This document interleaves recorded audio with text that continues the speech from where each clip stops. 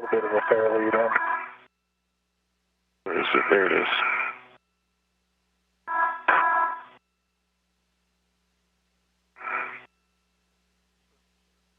To make you backtrack, it looks like it. A little farther back, huh? Do you think? Or yeah. I'm just wondering if I can get away with this wire tie, or if it should. Oh yeah, that might work with that wire tie. Yeah, that'll be good. Just need about 6 inches of clearance so I can pitch the battery. Okay. You know when you're, looks like you're BRT'd. I'm BRT'd. And ready.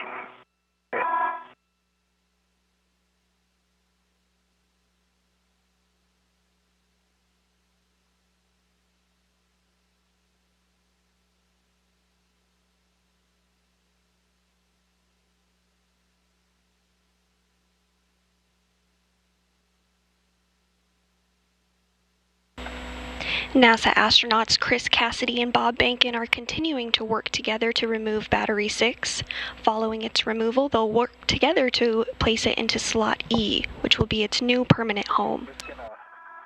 Not sure about rolling across you right now. I'm just going to egress and move the VFR. We concur, Bob. Suggested settings, Delta or Charlie. Suggested settings, Delta or Charlie. Copy.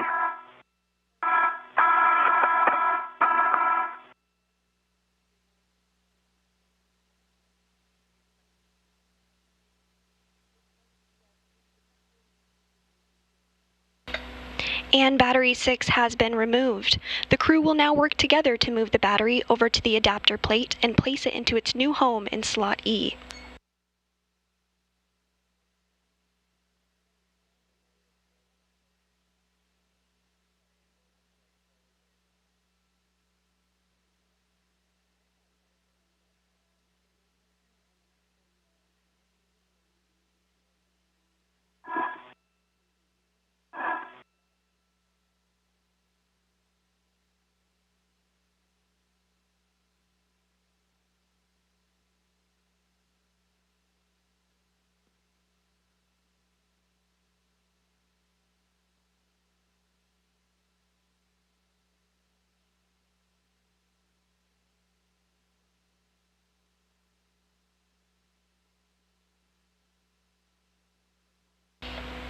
We're in a brief handover between satellites right now, but we'll be regaining communications here shortly. Yep, I'm in. I'm a little squished. Yeah, I have control of the battery if you want to change hand position. Do you have control?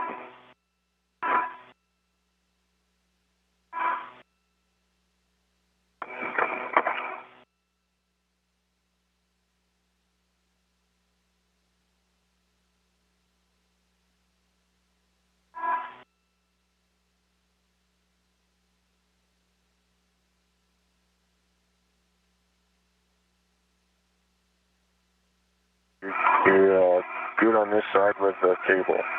Thank you. I can't see the right side. Looks clear, actually. Yeah.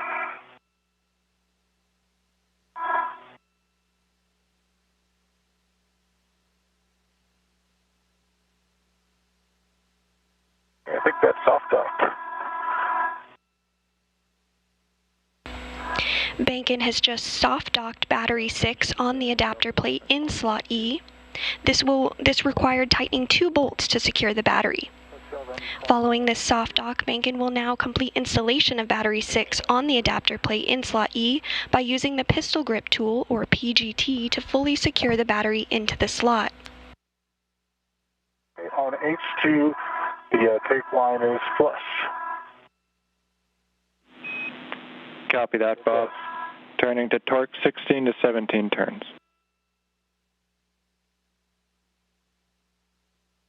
Do you see any motion in? Yep. Same thing with the, worked out a little bit there early, Josh, a little over. It says it got to almost 1 turn on the PGT. Okay, we copy, Bob. Drive it backwards. I just want to confirm, is it off the soft dock or still on it? As far as we can tell, it's kind of still on the soft dock. Okay, if it's still on, I'm going to ask, we're just going to look here whether or not we should back the bolt off standby.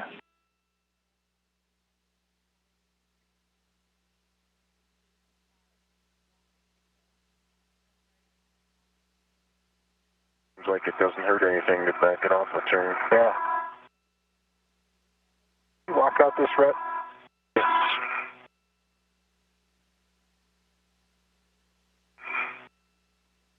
I get the right one? Yeah.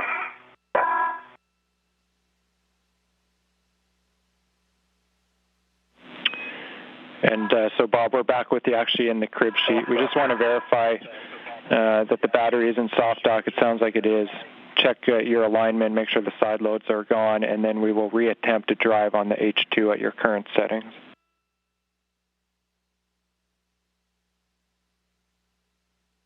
Okay. Yeah, I think we're soft docked as best as we can tell, Josh.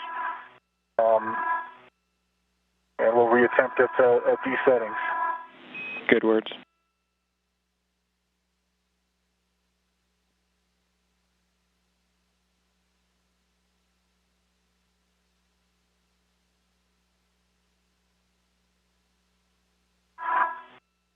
Same thing, Josh. Torque out.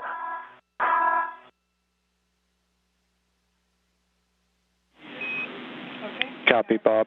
So in that case, we are going to back the bolt off a little bit. Your PGT settings, Alpha 7 counterclockwise too.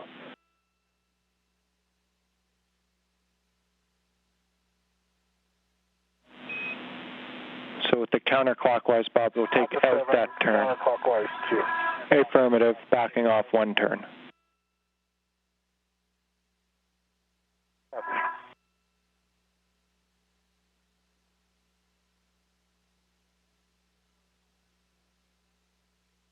Okay. Backed off.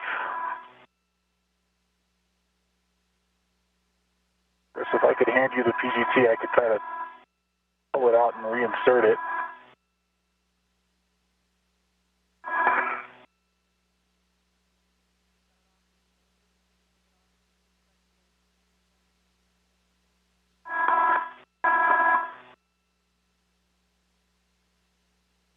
Yep. A soft docked. Copy, soft docked again. We're going to reattempt same settings, Alpha 7 clockwise 2. Alpha 7 clockwise 2. Good settings. We'll try to turn to torque again. 16 to 17 is what we expect.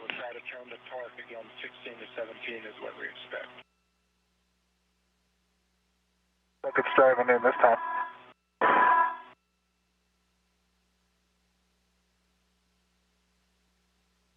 It's uniformly going in.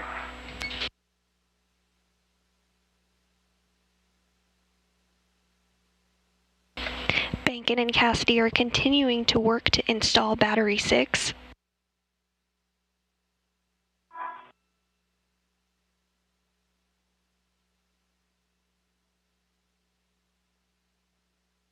Okay, Josh, there's a 16 turns, green light, and 9.3. The indicator indicates locked. I copy 16 turns, green light, 9.3 with a lock. It's good. Sliding over to H1, same settings, Alpha 7 clockwise 2.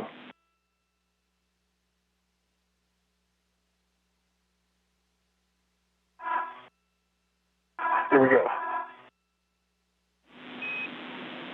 So on this one, expecting 4 to 5.5.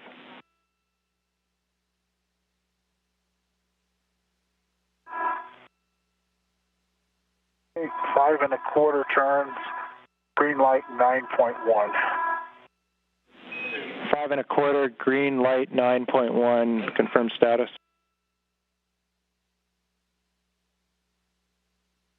So the indicator shows locked. Copy, locked. That's a good install, so we can install the PGT. And with that, Behnken and Cassidy have successfully completed the removal of battery 6 and installed it to the adapter plate E. I'm going to hand it back over to Leah Cheshire to discuss battery C release and installation. Thanks, Sandra. And things are moving smoothly this morning as the astronauts continue to remove and replace those aging nickel-hydrogen batteries with the newer lithium-ion batteries.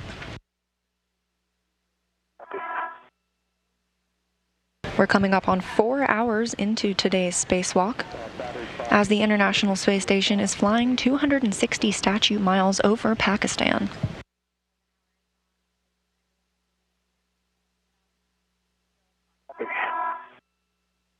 When you say straight across, you mean diagonal from where we're at right now? Yeah, I meant straight across from battery 6. So it is a diagonal across the IEA. That's where battery 6 used to be. Slot 6, correct, yep. Yeah. So far today, the astronauts have installed a new HD camera. They've also removed 5 of those aging nickel-hydrogen batteries from the integrated electronics assembly, and they have installed 2 lithium-ion batteries to the integrated electronics assembly. They've also installed 2 adapter plates. Coming up next, both astronauts will head to the external pallet where they will remove battery C, a lithium-ion battery, and move it to slot 6 on the integrated electronics assembly.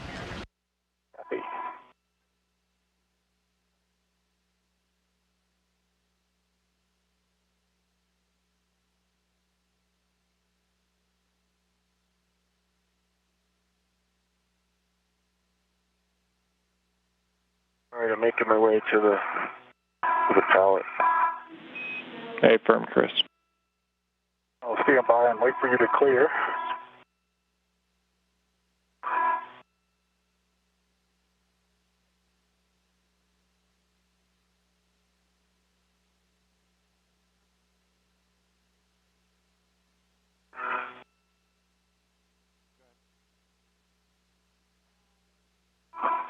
Feels weird going this way without a battery, Shepard.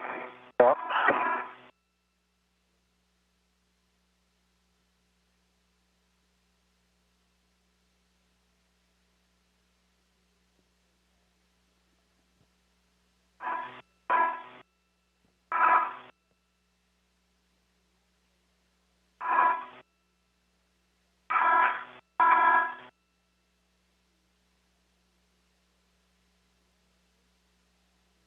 Oh, Doug already flipped it around.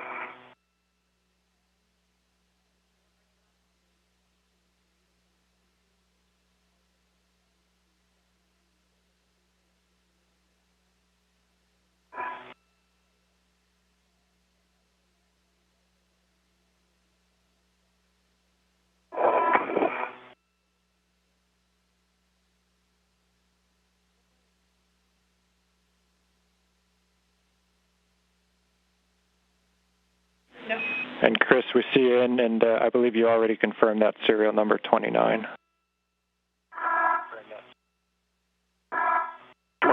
29, affirm.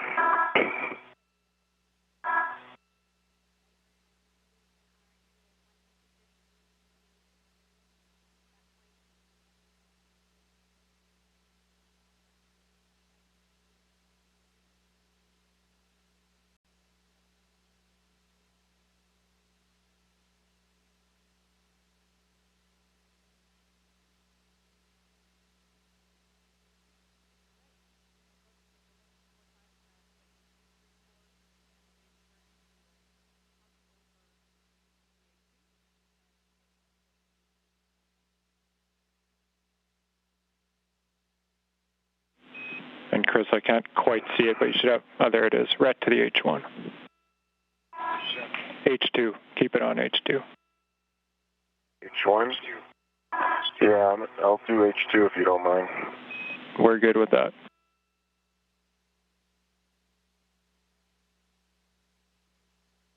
Ready to drive H1. That's already done.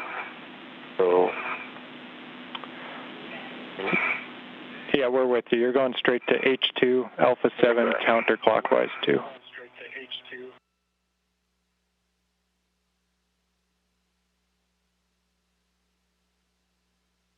Alpha 7, counter 2. Good settings, we expect 19 turns. So Bob's in a good spot.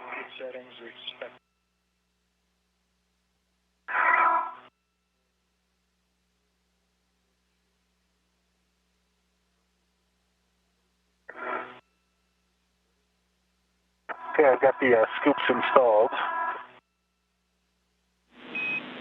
Copy, Bob. You can head on over to the pallet. And I'm headed your way.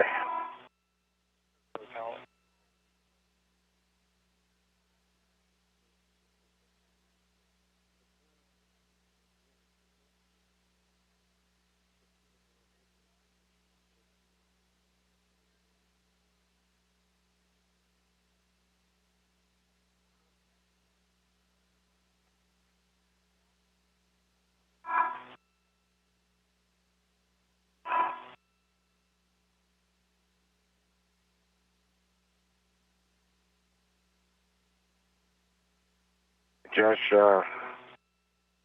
no fancy stuff with the BRT or anything with this one, right? It just comes out and we shepherd? Yeah, those are good words. Out and back to the pallet. Back to the IEA with both of you shepherding. Copy that. The IEA is right here. Yeah. Sorry, the EP is right here.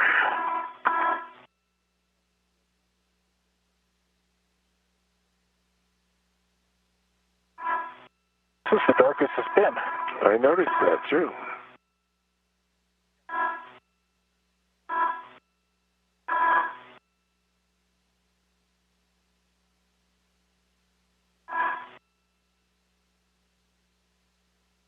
I'm ready. Okay. Alpha 7, counter 2, line flush. Good words. We expect 19 turns. Like it's driving out smoothly. Yeah, but see the indicator moving?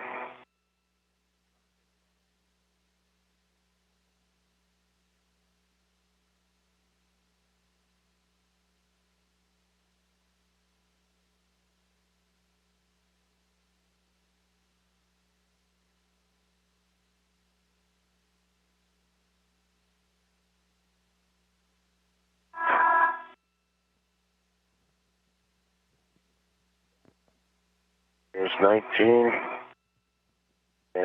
Indicator is unlocked. Definitely free. Copy 19. That's a good release. We can transfer the battery. H2 should go to Bob and perform a wet swap.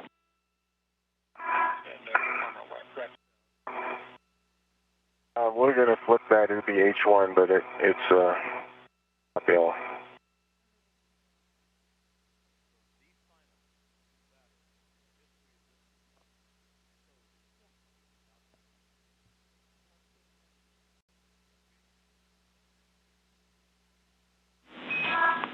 Seconds to a handover, but when you do get out, Chris, a reminder to stow the ingress aid and make sure the tethers are clear.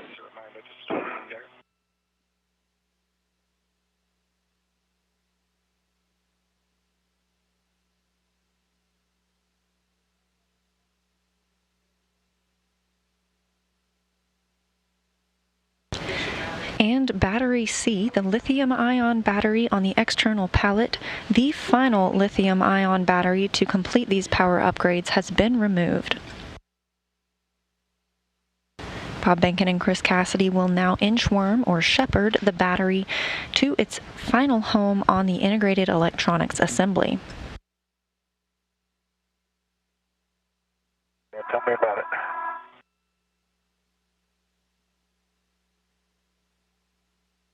This will mark the installation of the third lithium-ion battery today.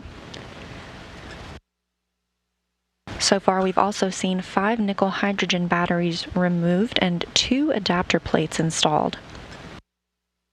Chris Cassidy started out the day by installing an HD camera. All the way down. We're now at 4 hours and 8 minutes into today's spacewalk, and the International Space Station is flying 262 statute miles over Mongolia. Oh, this is tight.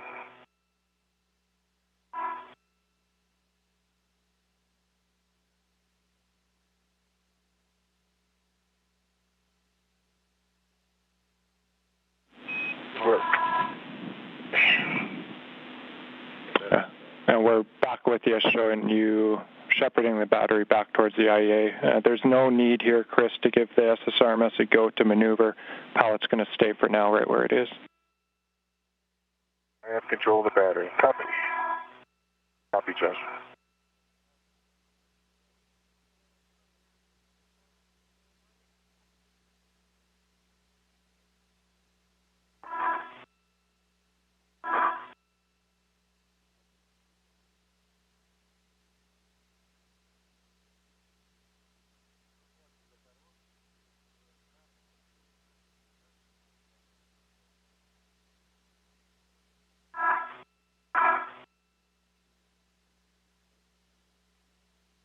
We've done a lot of runs in the NBL on this. I would know which side to put the red on my mini workstation. Yeah. I have control of the battery. I have control of the battery.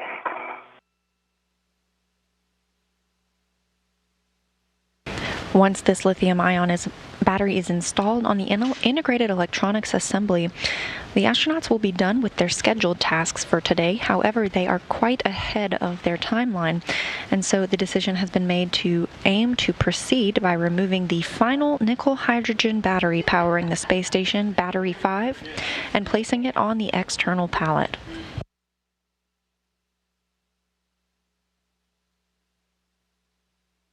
Good work.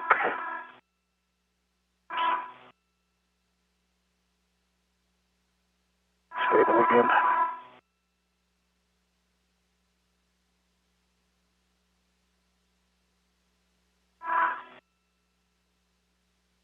I have control of the battery. You have control of the battery.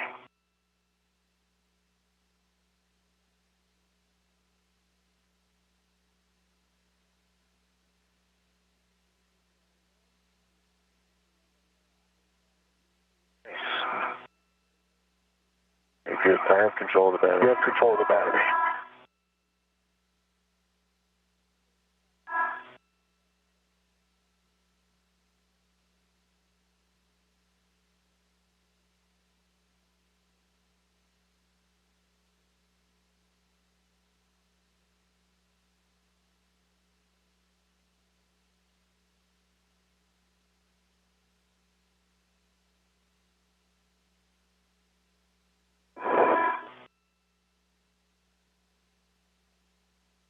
I have control of the battery.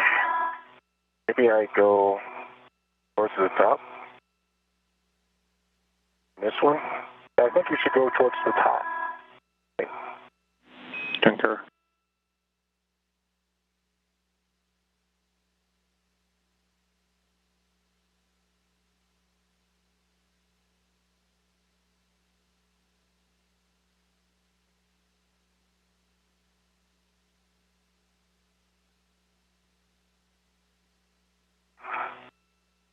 And you'll need a rep. Thank you.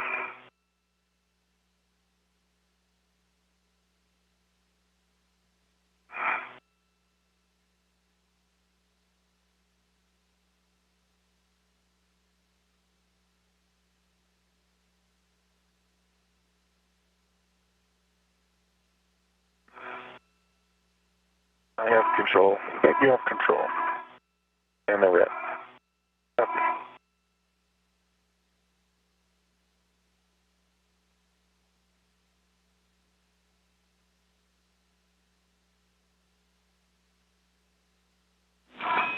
Bob, reminder to check gap spanner clear prior to ingress.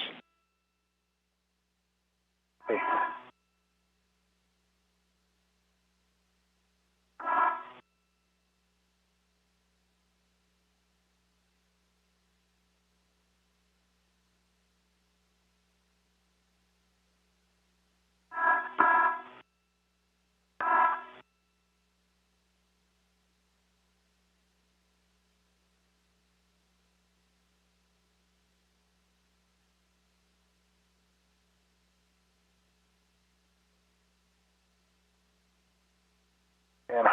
what was the setting in the APFR? And for Bob, that's affirmative. Hotel.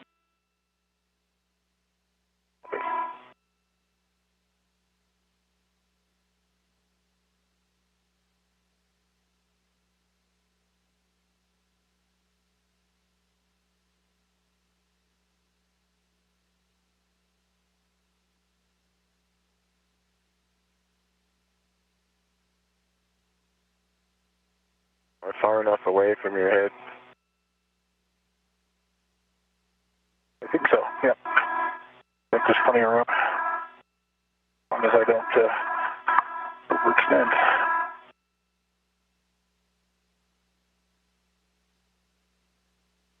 Behnken and Hurley have made it back to the integrated electronics assembly in preparation of installing battery C, the final lithium-ion battery, to slot 6.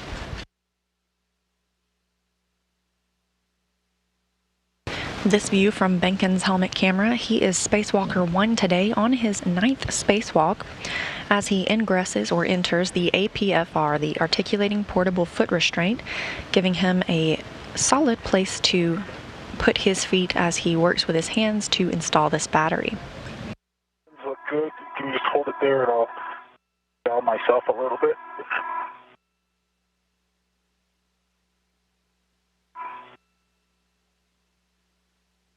Electrical connectors look good. And on the IEA side, see the EMI band looks good on the battery. And can you take it back a little bit? Yep. And on the IEA side, EMI band looks good. The pins are good. Both mechanical interfaces are clear. Copy all on the inspections. I'm going to need the HT side here. Oh yeah, you want to hand me that and I'll spin it? If you can spin it, I'm a little bit awkward. Okay, you have it? I have the battery. You have the battery?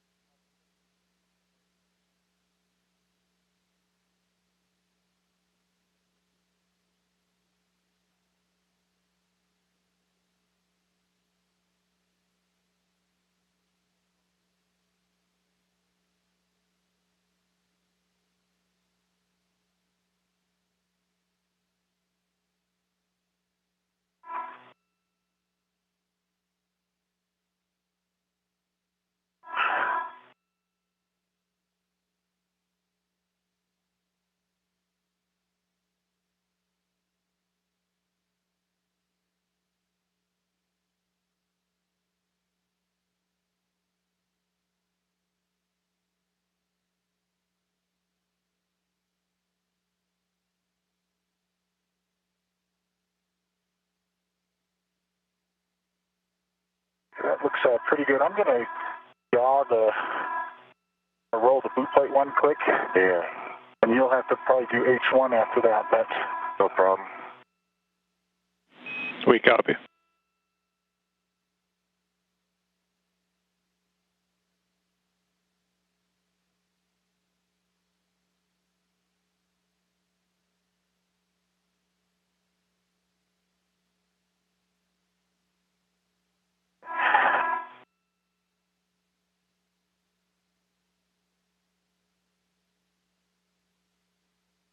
Already got it all set up. Alpha 7, clockwise 2.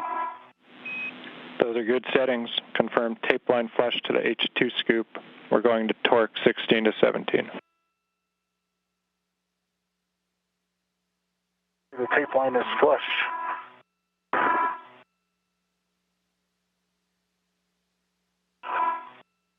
Here we go. With that battery soft docked, this view from Chris Cassidy's helmet camera shows Bob Behnken as he uses the pistol grip tool to drive 2 bolts into the battery, the lithium-ion battery, and firmly secure it to the integrated electronics assembly.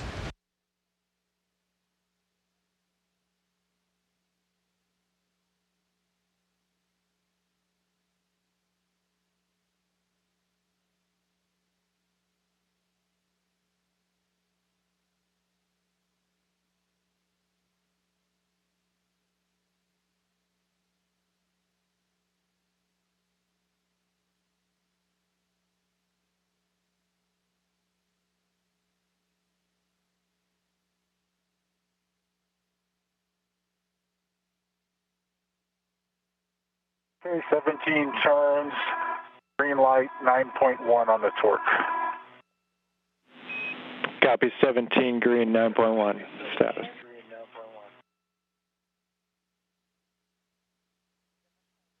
Alpha 7 clockwise 2 confirmed. 1 on H1. A from Chris, tape line flush to H1. We're expecting 4 to 5.5 turns.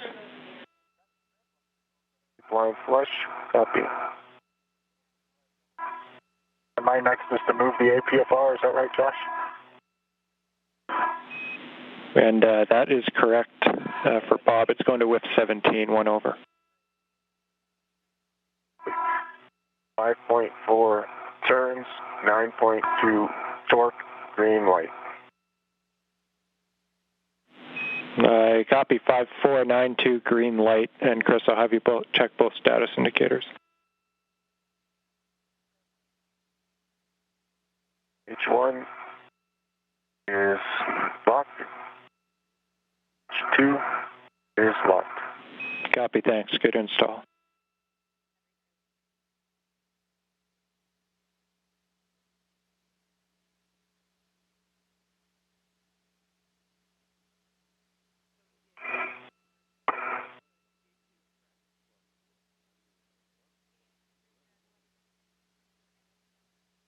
And with the secure installation of that second bolt, the final lithium-ion battery in 3.5 years of upgrades to the International Space Station has been installed to the Integrated Electronics Assembly.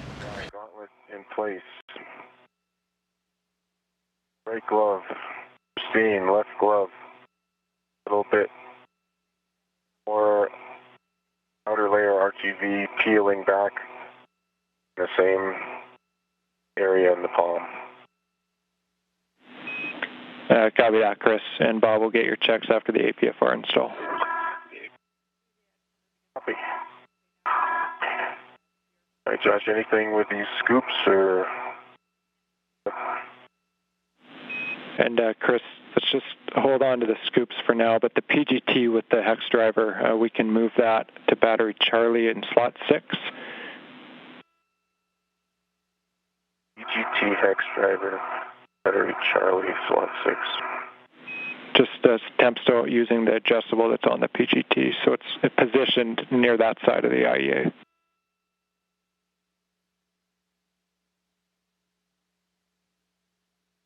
I am tethered to the APFR.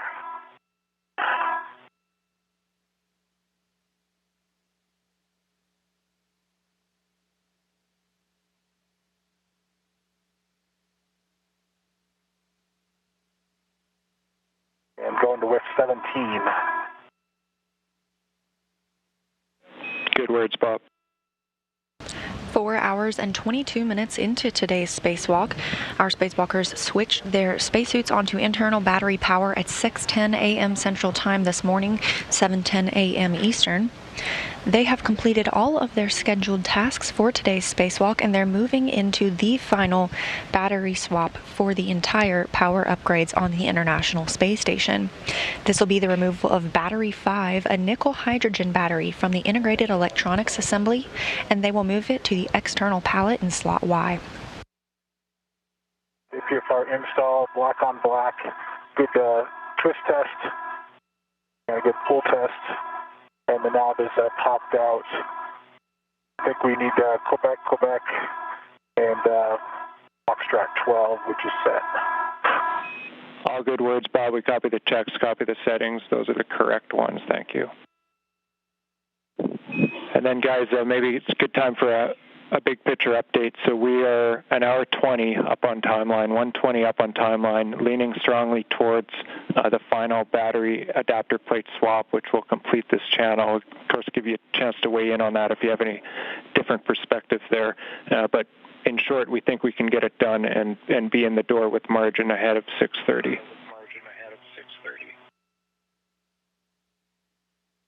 What time, Josh, just kind of playing it out, what time are you guys looking at for us to start cleanup?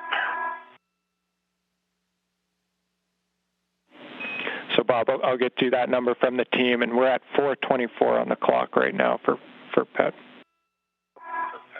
Copy. Okay, so I'll ingress the APFR. I think that's next. And Bob, affirmative, you can ingress the APFR, just checking as usual that the gap spanners are clear. As you do that, the answer to your question, we'd be looking to start cleanup at about 5:20, and again, we're at 4:24 on the clock right now. Okay, copy.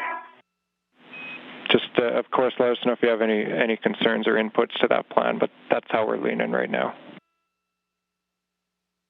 Is there any breakouts along this way, or you need to do all of it is what you're looking for, right? So. And we're pretty much would like to do all of it if we jump into it here. Okay, copy. And by all of it, we're ready to go. Then we'll continue in that direction. Okay, if you guys are good, we're definitely good. So we'll continue that way. For your info, we've planned about 45 minutes for the complete swap.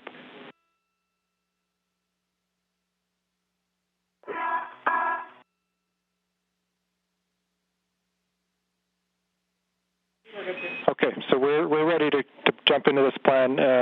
As an admin item, Bob, we'll need a glove hop and gauntlet before we start. Copy.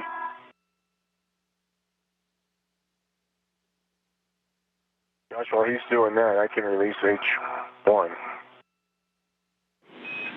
We're good with that, Chris. Same PGT settings, Alpha 7, counter 2. Alpha 7, counter 2. Make sure it's flush. We expect 8 turns.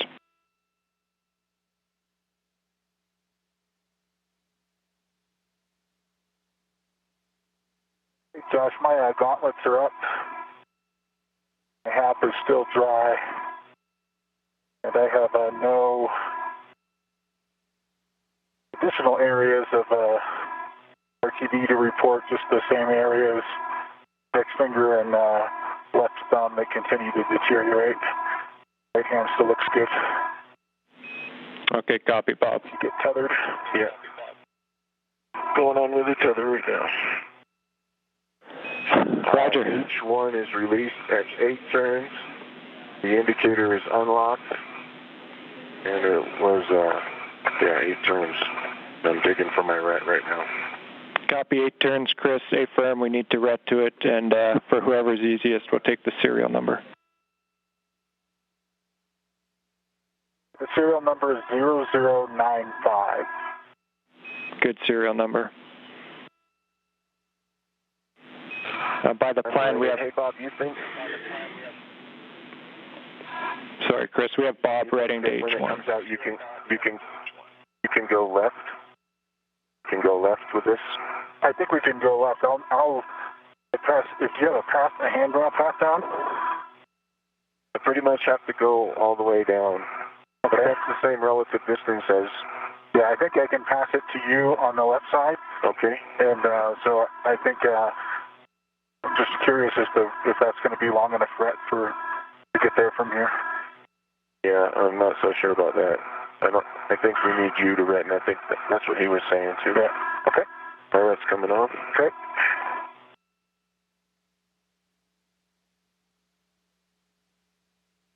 And which scoop should Chris get, Josh?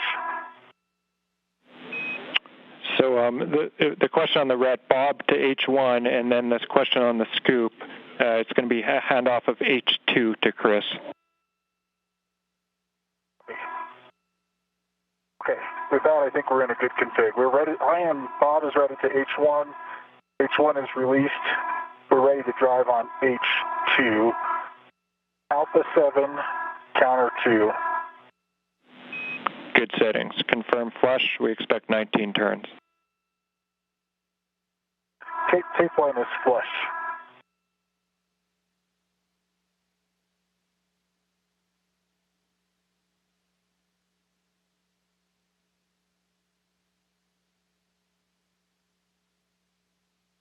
NASA astronaut Bob Behnken using the pistol grip tool to remove these 2 scoops.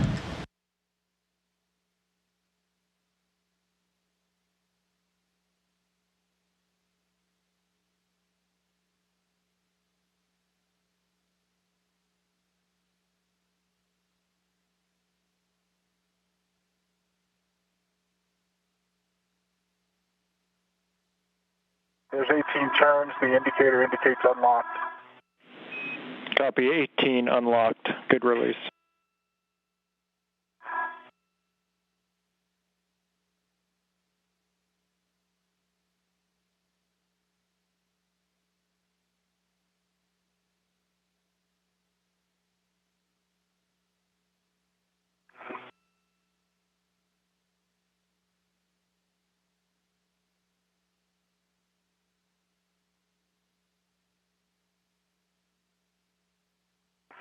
Okay, I'll make my way down.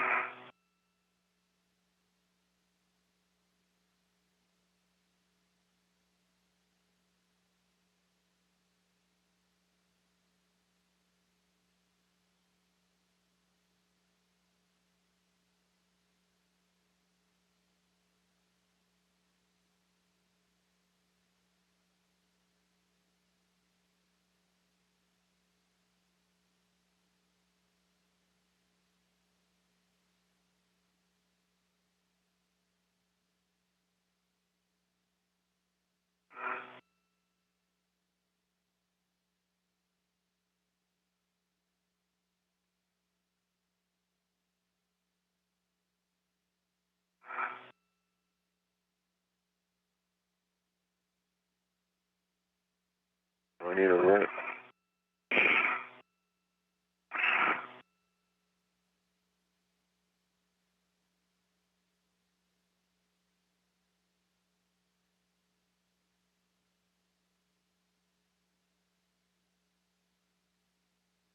Right, I am ready, and I have control. Okay. You have control of the battery. I am releasing my wrench. Copy that. You have the battery. I have the battery.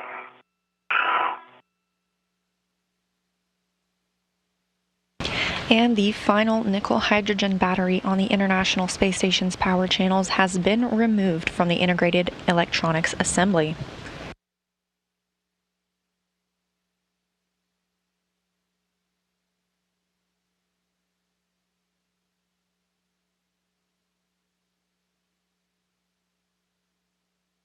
A little bit bunched up on the APFR, sorry about that. Okay. Next up, Behnken and Cassidy will move this battery to its final place on the external pallet.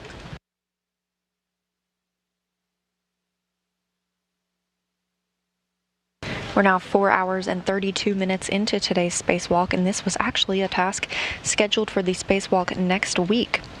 The astronauts completed all of their tasks early today and were able to move into the next procedures.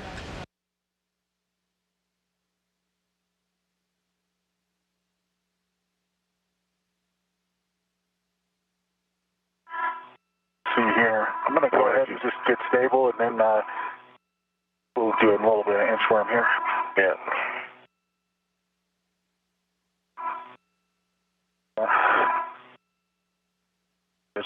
We could just do a little one to get on the other side. Yeah.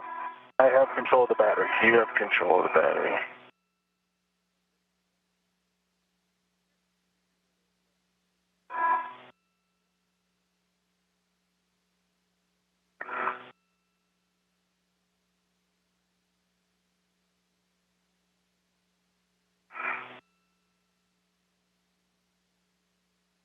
I have control of the battery. Copy. You have control.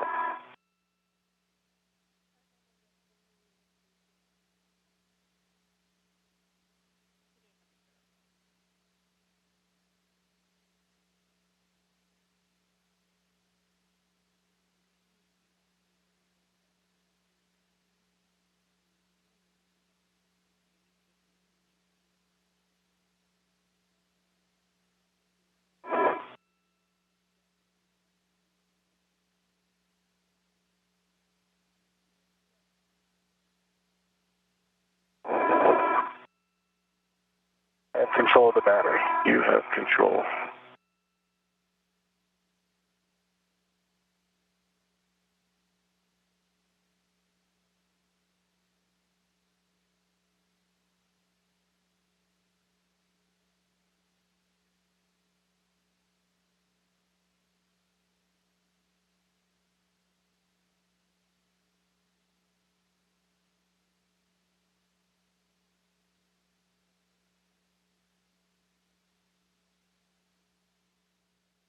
I have control of the battery. You have control of the battery?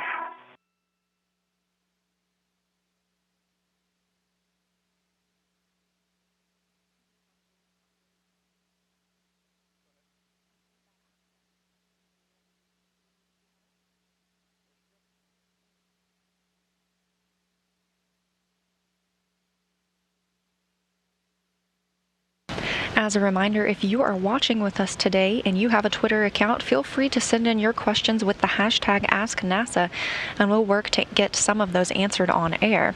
This next one comes from Patrick, who wants to know how much the batteries would weigh on Earth.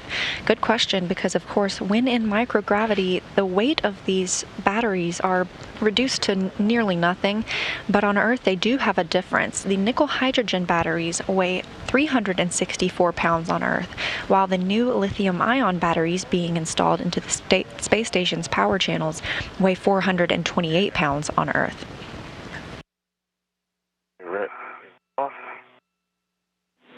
Chris, the brakes are on, and as a reminder, we just want to check the roll and yaw again for a Fox and 12.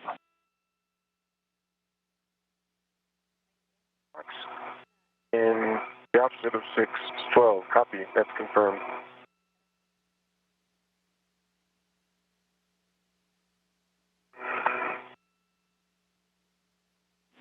And Chris, looking at your WVS, we want you to secure the wire tie at the base of the ingress aid before you get in.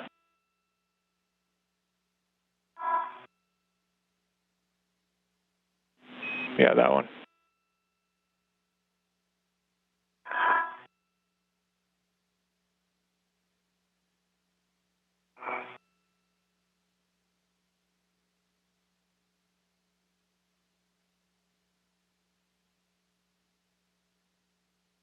Like I'm going to pull up on the safety tether. Is it stuck on that kind of lip? Yeah, it was.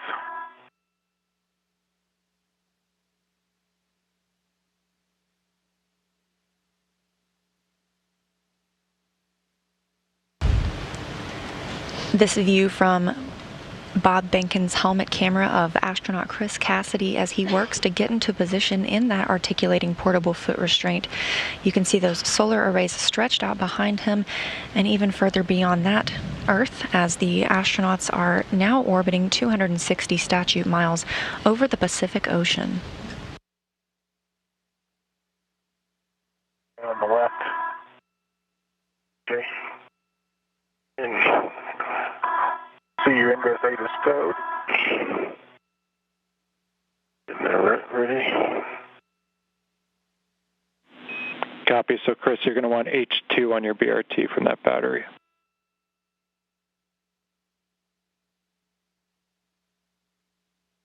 H2 on my BRT. Affirmative, with the BRT running to the battery tether point. Okay.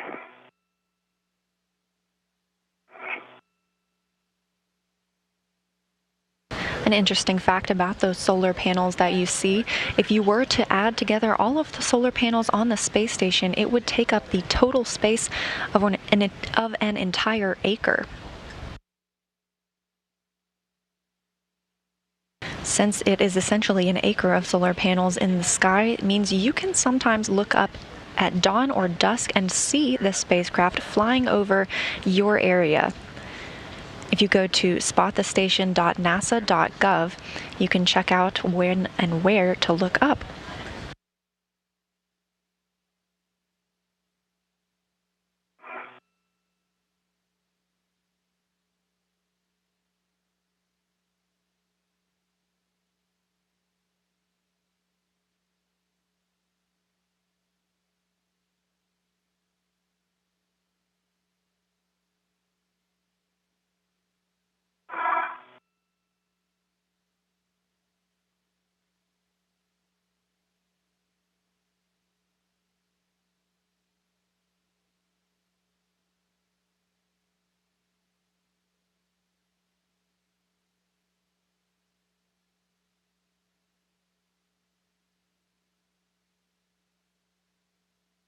Okay, this time I'll go to the other point on the adapter plate and not the handrail.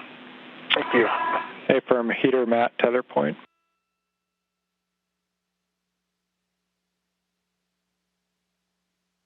My tools go.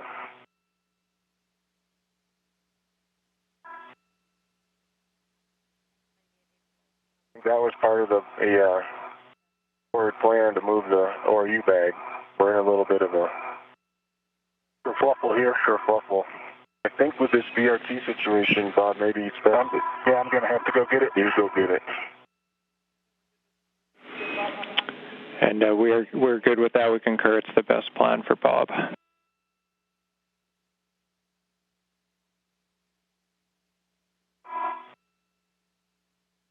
Where is it relative to you now? Right by my head. It's a complete, like, opposite side of the pallet from where you are. Okay. But more towards the outboard or inboard. Do I have a go to climb onto the pallet, Doug? Brakes are on? Brakes are on.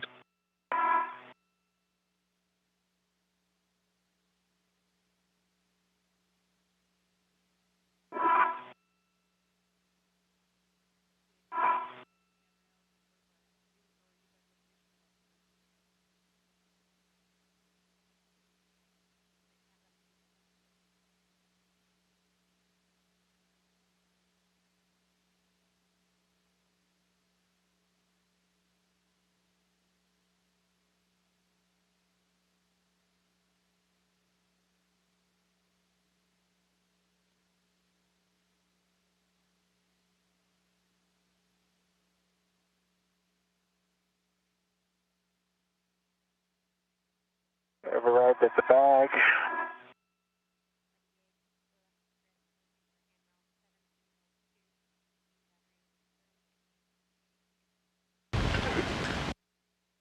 This view from Chris Cassidy's helmet camera as he is capturing footage of Bob Behnken, EV1, with the red stripes around his spacesuit. Charlie and Yankee.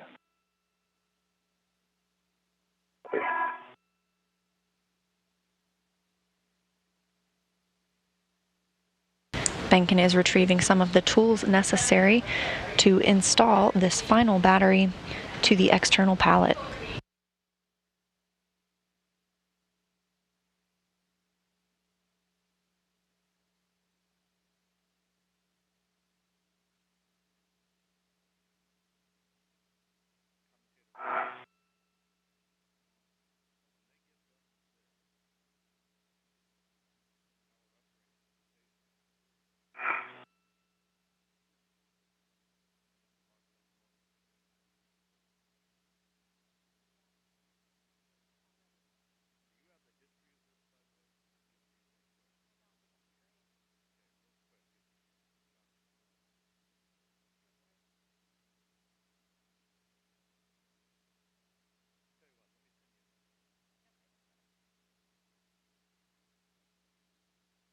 Best path, Bob, that handrail right there where your right hand is, go straight up it. This one here? Yeah. Your target is just around the corner. Copy. Thank you.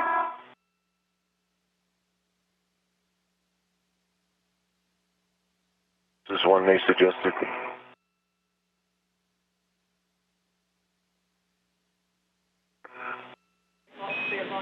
And Chris, affirmative, 7312, but we'll defer to you, of course, if you think it. We just want to make sure you don't think that's going to get in the way of the adapter plate removal or the battery install. I'd kind of rather have it be here. I see 7317. Yeah. And we're good with that. If you give me the one of the hooks, I can get down. All right. Confirmed.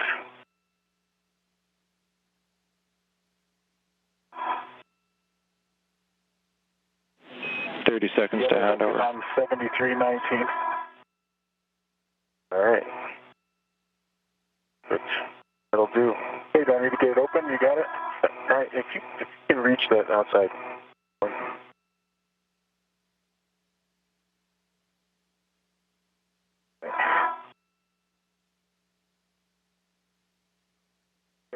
Got it.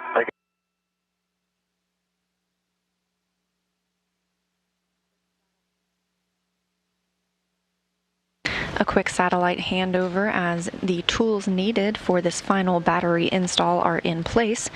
This is the Battery 5, a nickel hydrogen battery, which has been removed from the integrated electronics assembly and will be placed on the external pallet. All of the batteries on the external pallet will eventually be disposed. They will be projected toward Earth and disintegrate upon re-entry into the Earth's atmosphere.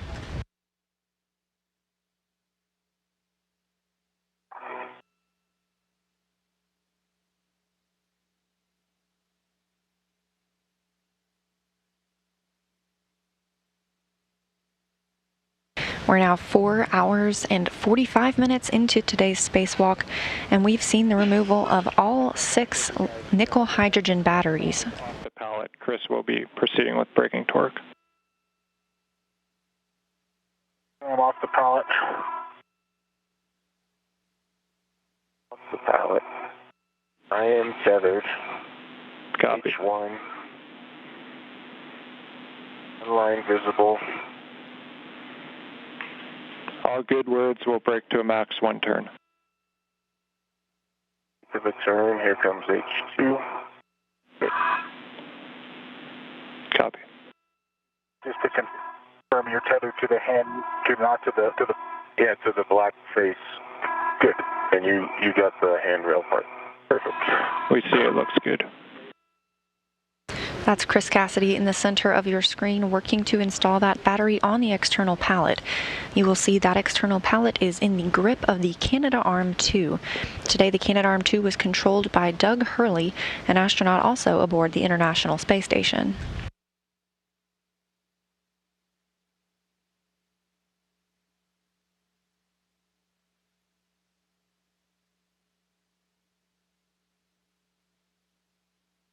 Alpha 7 counter 2 H1.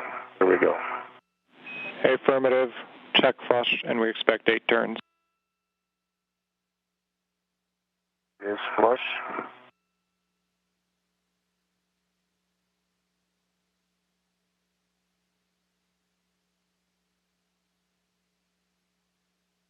Up and on the bolt at 6. There's 8.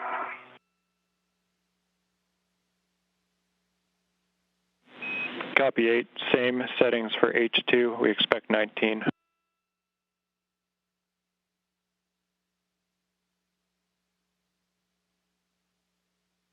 Alpha 7 counter 2. 2 going in. Good Line words. flush. Driving. Roger. Definitely higher running torque than normal. Higher than the last time? Yeah. And for about, I'm at 7 turns and it's still there. There we go. It loosened up at 8 turns. Yeah, the last one when I installed it, it had the higher running torque about halfway through. About 8 turns it started. Yeah. When I put it in, so this one might start even earlier.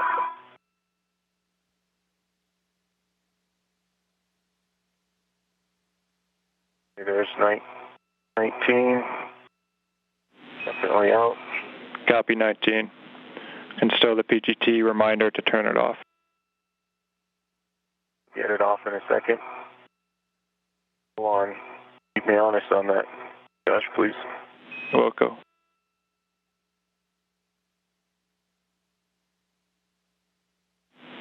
Bob, you'll be writing to the handrail tether point. Copy.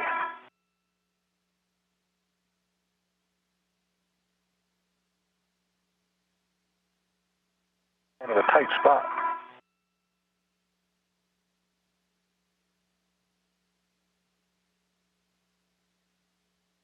Okay, I'm tethered to it.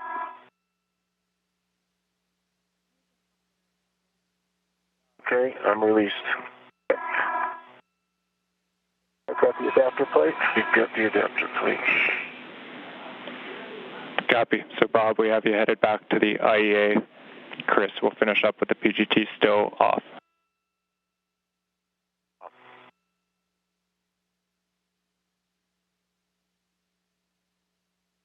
Okay, headed to the IEA. Copy.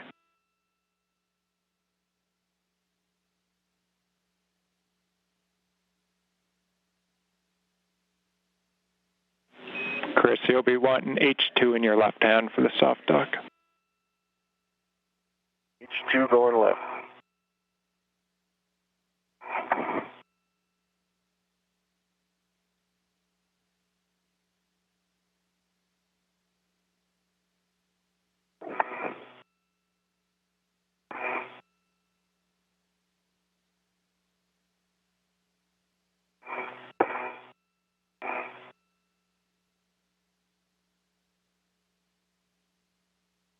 I'm about to put load on the pallet.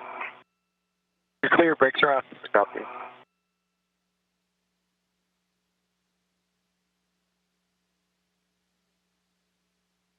In the top left-hand corner of your screen, you see Bob Behnken's helmet camera as he soft docks the battery 5, the nickel hydrogen battery, onto the external pallet.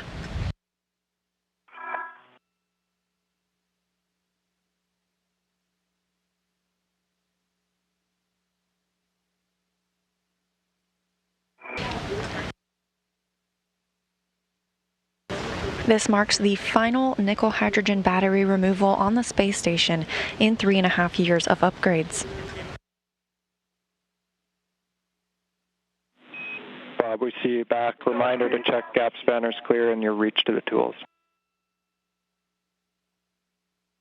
Okay, the gap spanner is clear, and it does look like I have access to the PGT. Copy, go to ingress. Remember to tuck the tethers and ingress 8 after. Copy. Alpha 7, clockwise 2. Affirmative, flush to H2 scoop, Chris, and we expect 16 to 17 turns for torque.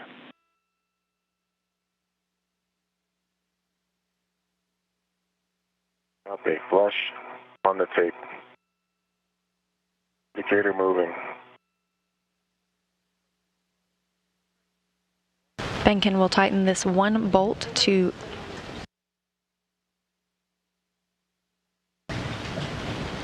Cassidy will tighten this one bolt to complete installation of that nickel hydrogen battery to the external pallet. We're seeing a few questions come in on Ask NASA on social media asking what will happen to these old batteries.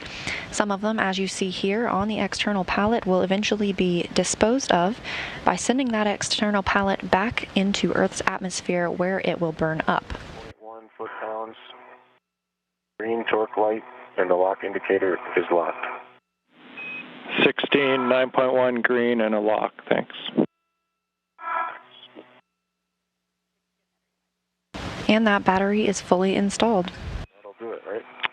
The other no longer needed nickel hydrogen batteries are stored on top of adapter plates on the integrated electronics assembly. We saw that happen with 2 of the nickel hydrogen batteries today. Kind of what the plan is here. Affirmative. So we're going to do a bit of cleanup on the EP, getting stuff back into the bag, and then we'll head back over to Bob to do a few cleanup steps there before getting back in. In terms of the immediate next action, the only remaining thing Bob's adapter plate? That's affirmative. Yeah, battery probably, right? Yes. Oh. Okay, that sounds good then. Okay. Copy. There's 4 more batteries. Yeah, I would too. I would too. There's got to be another one. Don't I you know. guys got another one? It's never end. There's got to be more. Kenny Todd on the phone. We're cautiously share your optimism. So, Chris, you can grab both those scoops, and we're going to be stowing them in the medium ORU bag. Okay. Okay, Josh, I want to start giving you some inspections here. I'll start with the IEA. And the electrical connectors look clear, no FOD. The mechanical connectors look clear, no FOD. I don't think the fins are important here, but the EMI band is good. Copy, Bob.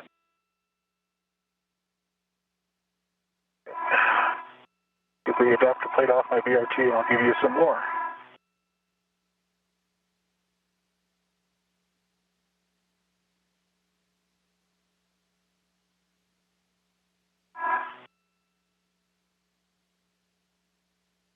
Want an inventory, Josh? And Chris, we're going to pass the, let me ask. Make me close it and then open it again. Okay. Yeah, we concur. So we'll take the inventory now. We only need the ORU bag itself. No need to go after the inventory of the crew lock bag that's in it. Amen. Okay, so the crew lock bag is there. Oh, yeah, get these steps here, Chris, if that's okay, and then I can start working. Absolutely, go ahead. Okay, for the adapter plate, Josh, the EMI band, if there was another battery, would be good for it, and the mechanical interfaces for that battery would be good. And then on the IEA side of the adapter plate, both of those phone interfaces will look clear with no fog. So I think I'm ready to go for soft dock and get ready to install. And we concur, Bob. We're ready for you to soft dock that. Okay. Thanks, Chris. Sorry.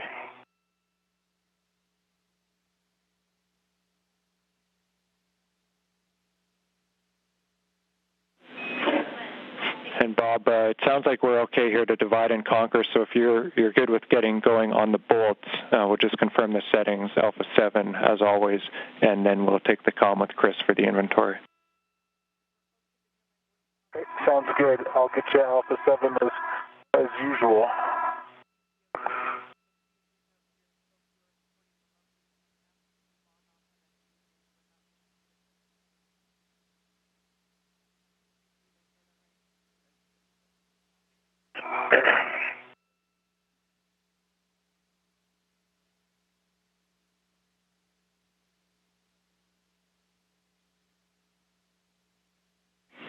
And Chris, it sounds like we want to double check that PGT is OFF before it goes into the bag for good. Bob. Thanks. Hey, Bob, you ready for me to jibber jabber? I am ready for you to jibber jabber if Josh is okay with my PGT settings, Alpha 7, clockwise 2. Those are good settings, Bob. We're good with the plan. You expect 16 to 17 turns on H2 and 4.5 to 5.5 on H1. Copy. Okay, Josh, you ready? We're ready, Chris. Go. Crew lock bag is in there. It's attached with its integral RET. Has not been opened. There's a RET with a pit pin and holding a trash bag.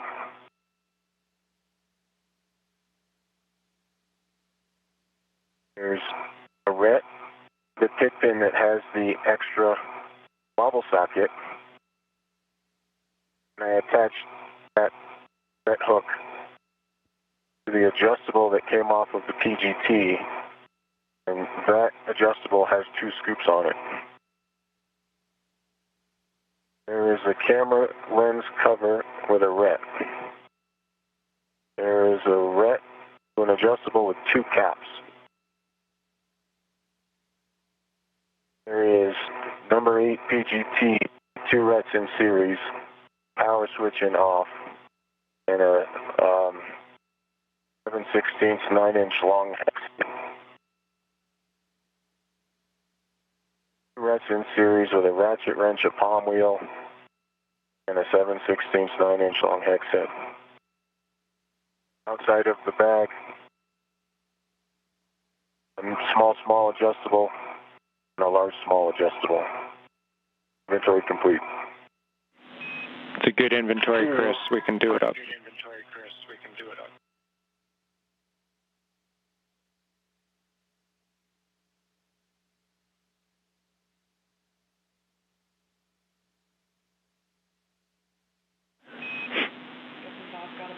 And this is the 5-hour mark, guys. Still limited to 7 hours on consumables with Medox, the limiting one.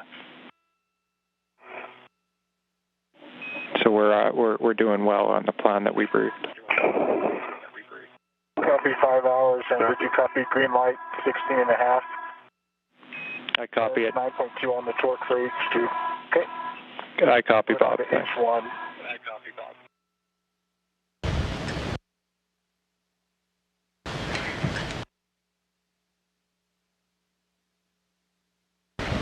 Now 5 hours into today's spacewalk, since the astronauts switched their suits to battery power at 6:10 a.m. Central Time this morning, 7:10 a.m. Central Eastern Time, Chris Cassidy has just taken inventory of all of the tools in his bag, while Bob Behnken works to secure an adapter plate.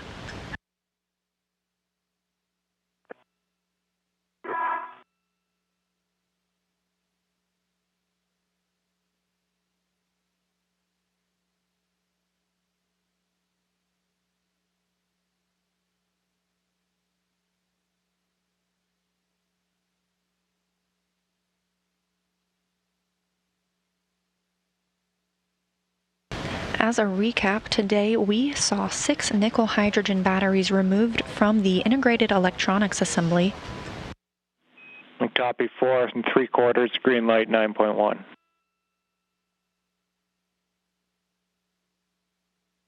Those nickel hydrogen batteries were replaced by 3 lithium ion batteries. Good adapter plate, Bob, so we're all finished up with that, thanks. Copy. For the cable. Affirmative. We can, however's easiest for you. If you want to get out of the APFR, 10 the PGT back, and then we'll do the cable. Roger.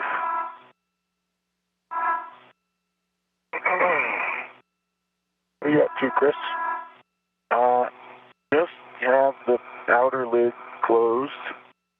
I'm just working on kind of tidying up the straps. Copy, Chris. It'll be going on your BRT when you're done.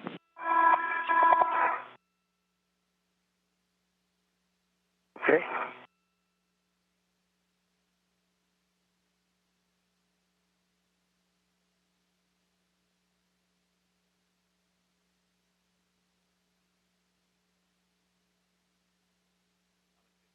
Is this the one, Josh, that the TA clamps have to get redone on? And Bob, I believe it is because we're not putting a battery there. I'm going to check for you. Copy.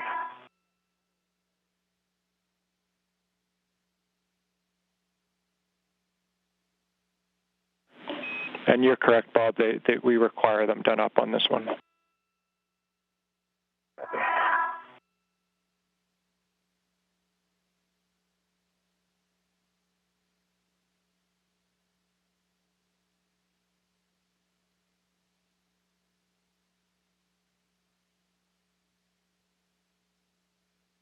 With the completion of today's battery tasks, the astronauts have completed all of the power channel upgrades on the International Space Station. It took 11 spacewalks to complete those upgrades, removing 48 aging nickel hydrogen batteries and replacing them with 24 new lithium-ion batteries and adapter plates.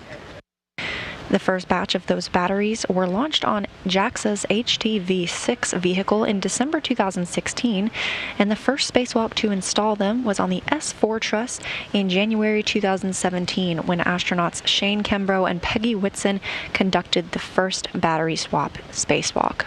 Over the work site, there's nothing remaining.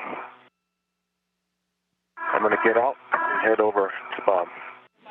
You agree? We agree, Chris, with the reminders that we want to stow the ingress aid to the boot plate and make sure the tethers are all clear, which I guess they would be at this point.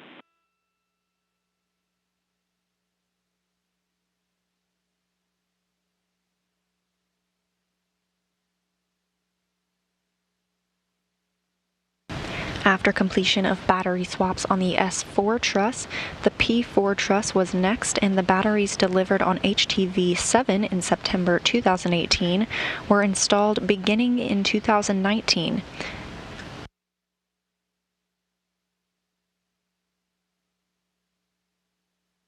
Next up, the P6 truss received its new batteries thanks to JAXA's HTV-8 vehicle in September 2019. The spacewalks to replace those batteries were conducted in October 2019 and January of this year, 2020, to finish the P6 truss upgrades.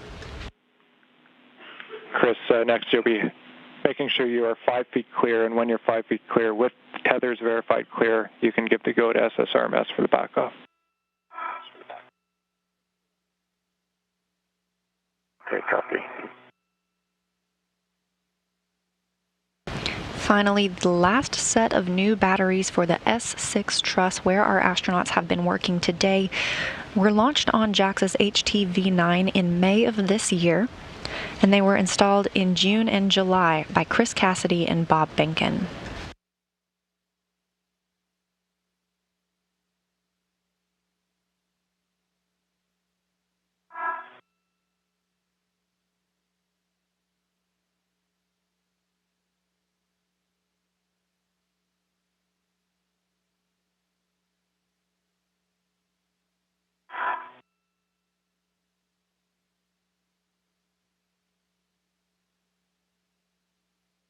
Up J4 are clear of FOD. Copy. So good, the good EMI band as well. Copy, Bob. Go to mate. Go to mate with the standard reminder to check the gap spanner.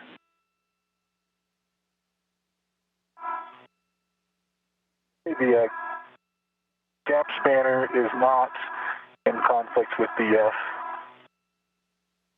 cable. We copy. J4 is mated to J4, the bail is over center.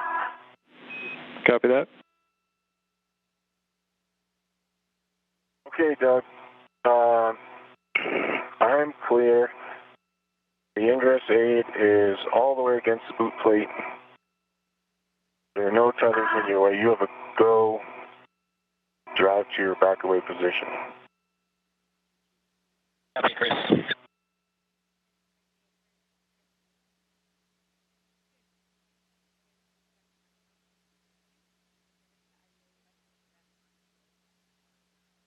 Now, I have something weird with my tether on my boot.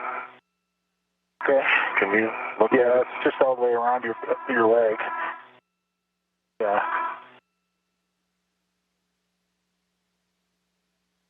I would say, Can you reach it? Or yeah. Can you bring your legs back towards me now? Okay, that's in front of that one. In front of that one. How's that? oh, perfect. Thank you. Okay, so Chris, we check you back there with the tether cleared. We want you to just pause for a few minutes. That's a result of looking at some of the data coming down to us. And as you pause, we'll take a glove, half, and gauntlet check. Dry gauntlets in place. Left glove. It's that RTV is like slowly creeping with a more peel back. There's no vectoring or anything showing.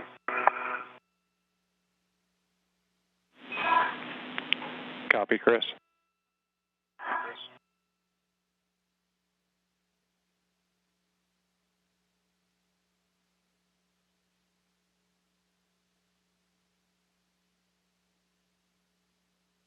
Gosh, what can I do to help? What's the plan? And Chris, sorry if you missed it, but we wanted just to pause for a few minutes, and then we'll come back to you with a plan in terms of how much cleanup we're going to do today. Pausing for met rate or pausing because you're figuring out a plan?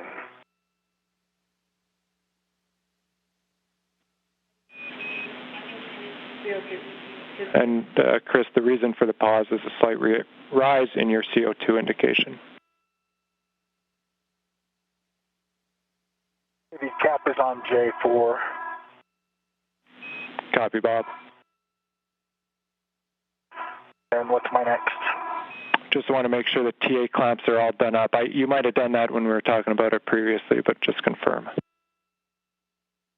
All 3 TA clamps are taken care of. Copy. In that case, we'll go for glove, hat, and gauntlet from you as well, Bob.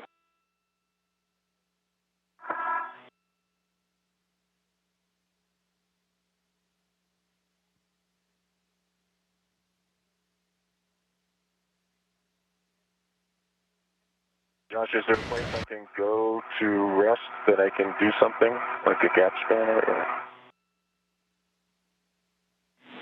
Stand by. Or are we leaving still? Yeah, I'm asking for you, Chris, but the word is still just to stay where you are. If you want, you could take some pictures.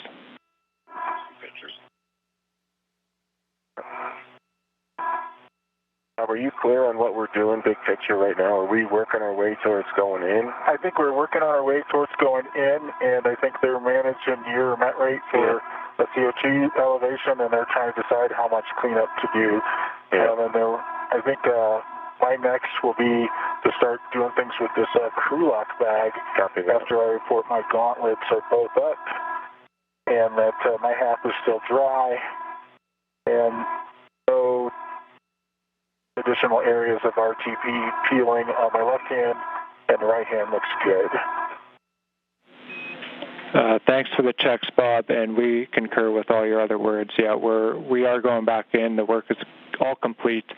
We'll be cleaning up the crew lock bag, and we're just pausing still with Chris to see the CO2 indication go down on that canister. So I have a go to stow the 9-inch in the crew lock bag and recover the PGT, correct? Affirmative. Bob, you can stow the hex driver on the ret in the crew lock bag, and then PGT back to yourself with all of its tethers.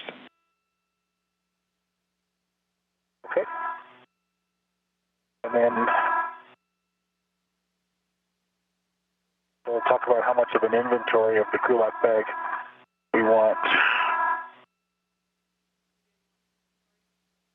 for one hex driver.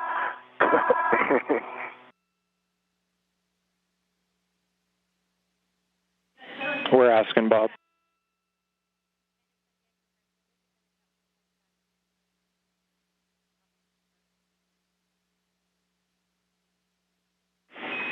All right, Bob, no inventory required.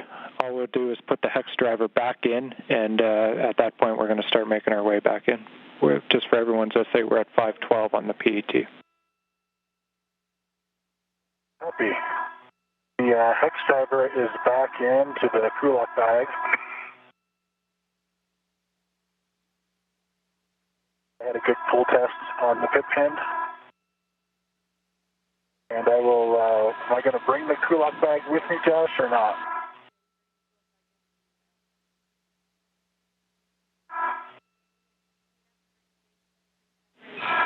And Chris, we are leaving the crew lock bag out, and so we're going to configure it as you found it, doors against structure.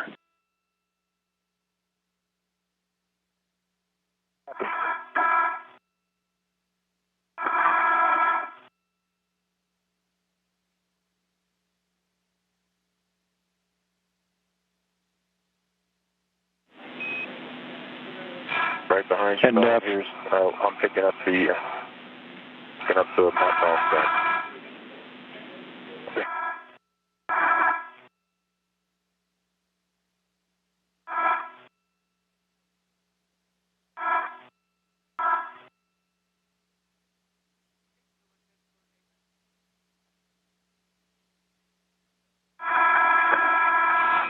And Bob, I think the storage of that bag is however you deem fittest. I have here handrail 2050. If you wanted to disconnect that one from 2050 and run it down to the battery 4 or the DCSU scoop, either one would suffice. Okay. You just are trying to get the storage structure, right? Yeah, let's go 4.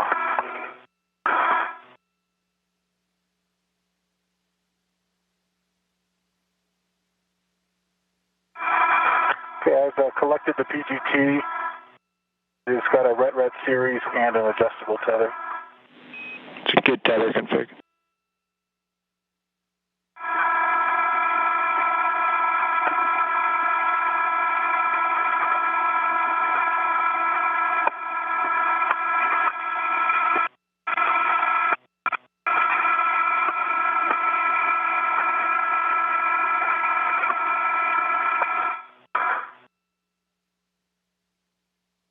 And the only other thing you want, Josh, is for the Krulak bag to be configured, correct? That's correct, Bob. The only other thing would be to take that tether from 2050 and run it down to a DCSU or a battery force scoop. Copy.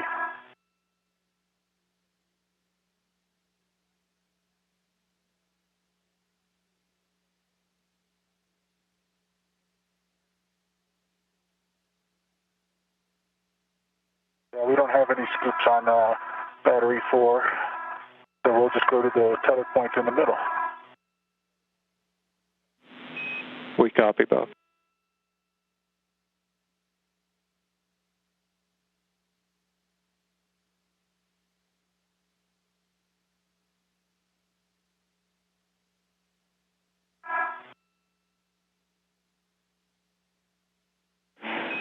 Okay, and Chris, good news on your front. You're free to move again. We've cleaned up as far as we're going to today. We're content to leave the rest to follow on EVA. And so the big picture here is that as soon as Bob has the Krulak bag configured, we're going to be heading back into the airlock.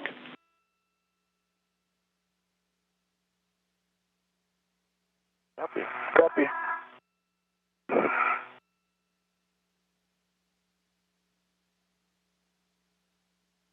Before Kenny finds a battery.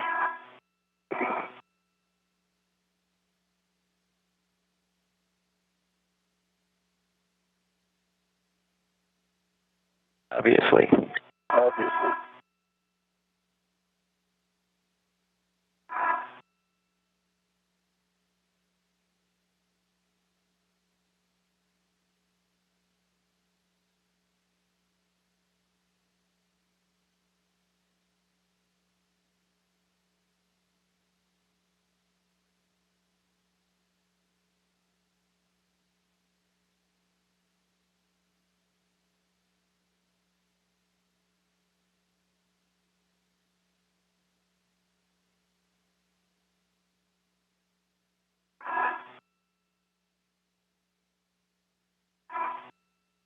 GoPro still working?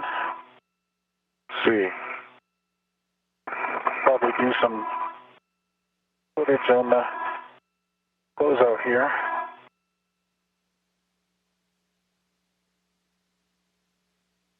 Oh. Put.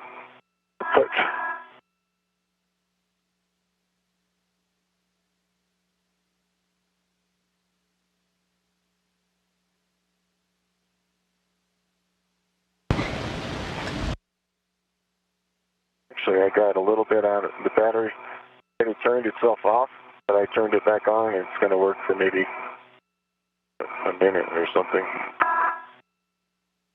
Doing a little bit of closeout. Okay, I've got the Krulak bag configured with the doors facing inboard. It's using the combination of the integral strap, adjustable small, and adjustable large, small. The small is going to handrail 2055, the integrals going to handrail 2050, and the large small is going to the tether point on battery. Copy, Bob. We see it, and that's a good config. I think I'm headed towards my green hook. Is that right? Affirmative. We just want to make sure before we start heading in that you do have both cameras we brought out between the two of you. I have the still camera. I have the GoPro and the tether and the putt. Copy all. So Bob, we did ask and got some troubleshooting steps for that camera if you're interested in pursuing them. There's no rush to get back in. We're at 519. Let me know and I'll send that up. Okay, let me get to a stable location and I'll be ready to copy. What do you think our consumables give us at this point, Josh? We're taking a closer look right now. Stand by.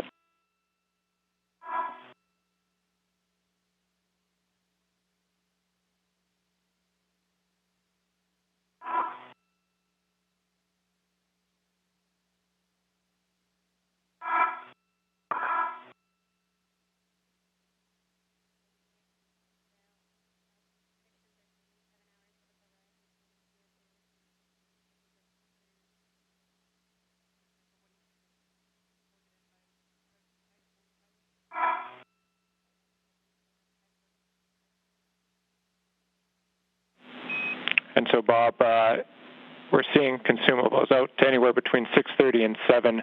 We're on time to be on schedule to be in the airlock at 5:45. Okay, copy. Okay, let me take your troubleshooting steps if you want to give me those for the camera.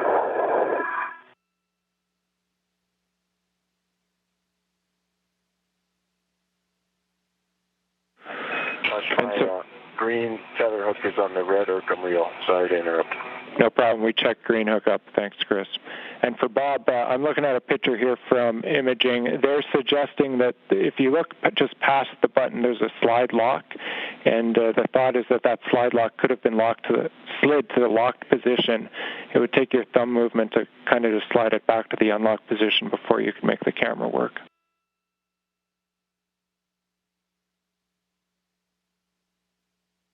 Yeah, I did check that lock earlier, just looking through the viewfinder. It's something like an R68 or something showing up in the bottom right instead of frames. Okay, R68, we're checking, thanks.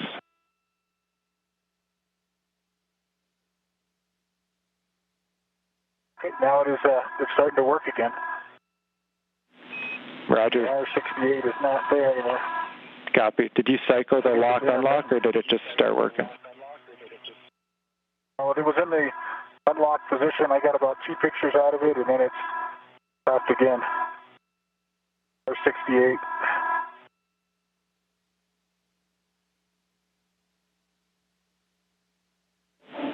Okay, Bob, copy. Thanks for trying, and we're ready for you to retrieve your green hook. Copy.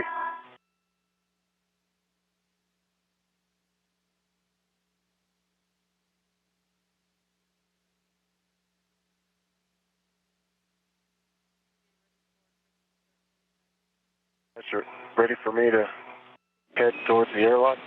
And we just got that go, Chris. You can start heading towards the airlock. A reminder, we'll be putting back your fare lead on 3409 when you get to the cedar rail. Okay. I'm going to make my way slowly. Okay, that sounds good.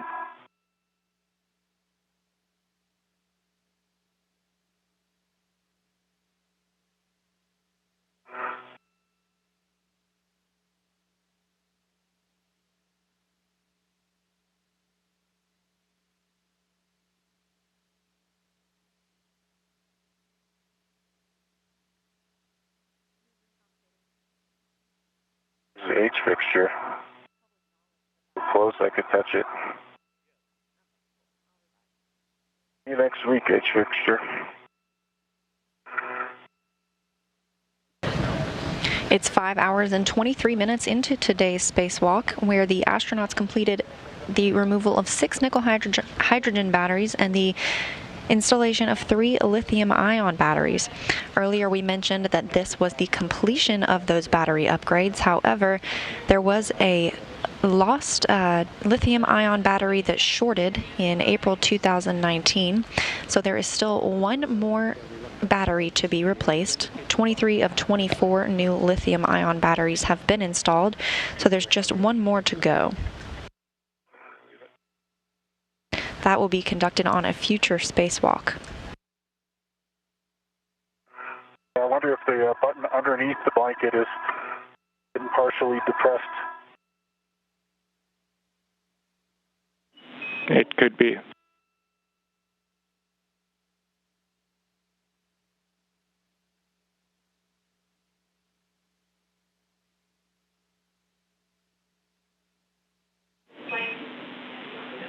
060, Bob, anchor hook closed and locked. Thank you, Chris. Gratuitous, S5. 3061, my anchor hook is closed and locked. Copy, Chris. Bob, as a reminder, when you do get to the both CETA carts, you're going to be pressing the inboard brake releases twice.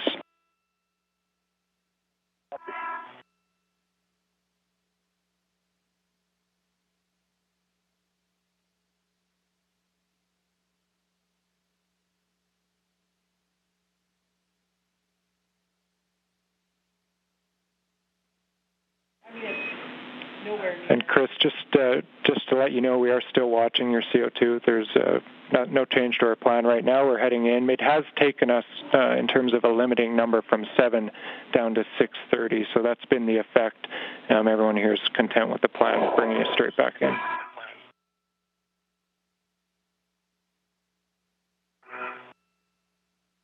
Channel.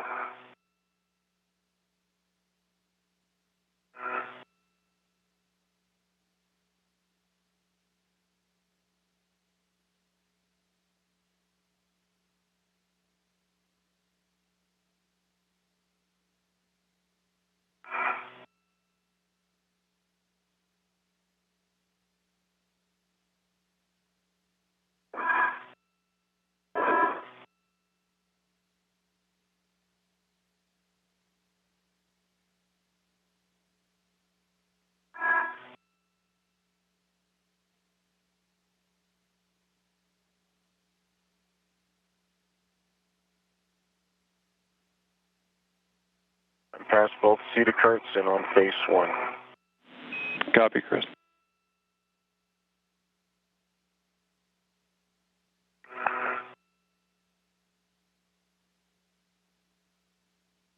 I'm just about to arrive at our anchor points, Chris. Copy.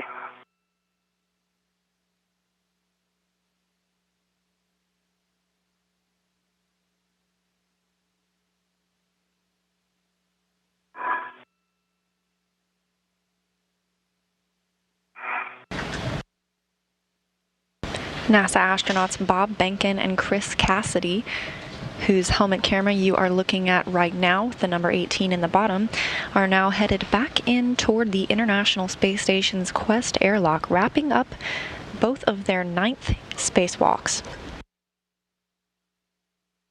Today, Chris Cassidy installed a new HD camera on the S3 on his way out to assist Bob Behnken with the S6 truss battery upgrades. Guys, as you make your way in, we've completed the checkouts on all 3 battery pairs. They're all checkout nominally. Good news. Super.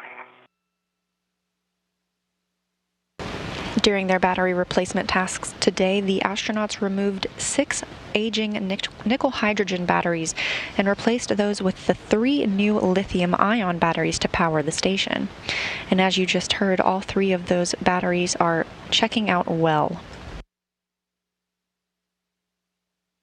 409. Affirmative. Earlier we mentioned that this completes all of the battery upgrades on the International Space Station, but unfortunately that's not the case. There was one lithium-ion battery that shorted out in 2019 and was lost, and that battery will need to be replaced. The battery that will replace it is currently aboard the International Space Station, and that will be conducted in a future spacewalk.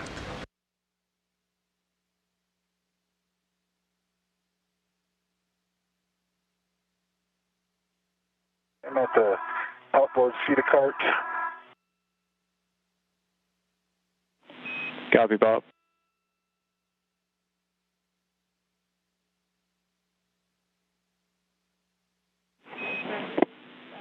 I see the brake tap, thanks. Touch the Air lead installed. Copy, Chris.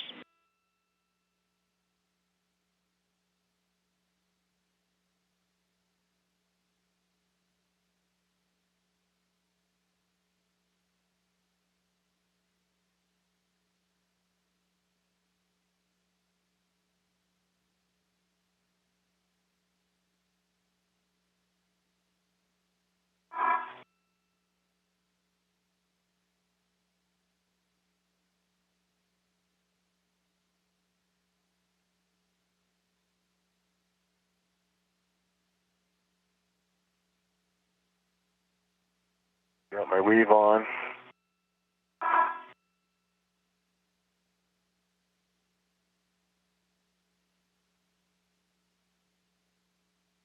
The inboard, see the cart?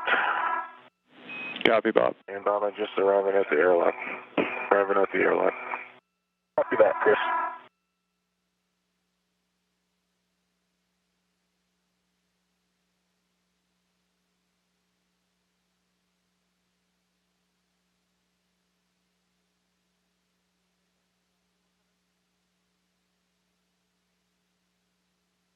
Thermal cover open.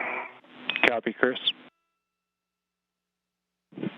Chris, you can work to stow the ORU bag, and then you'll be attaching your waist tether to the D-ring extender.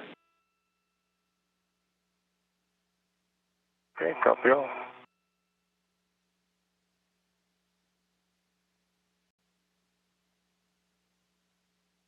Closed and locked. Waist tether. Point to the D-ring extender, and the waist tether crew side hook is also closed and locked. We copy.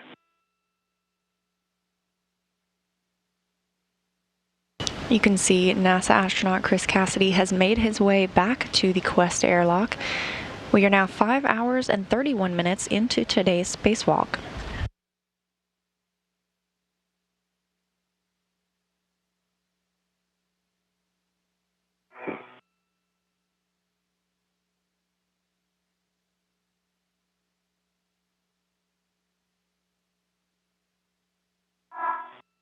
It was a long way out there. Yeah. More like it's a long way back.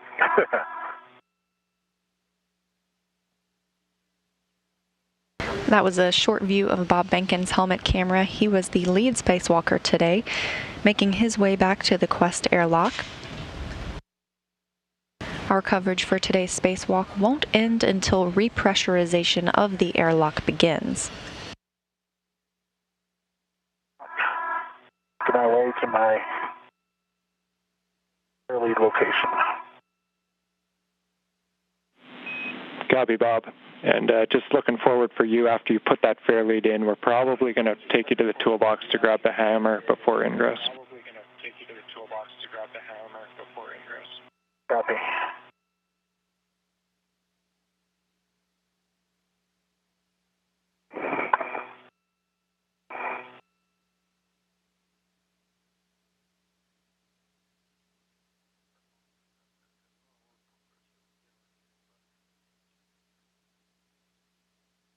Were you bags in the airlock? Work on my safety tether. Copy, Chris.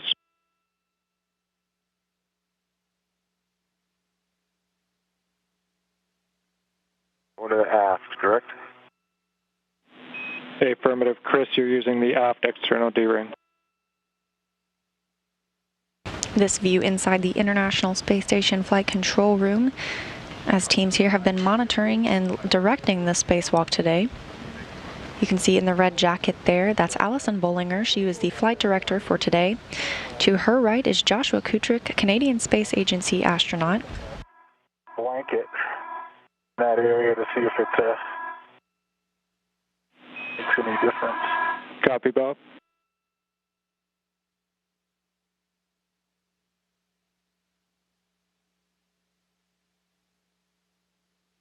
Green hook.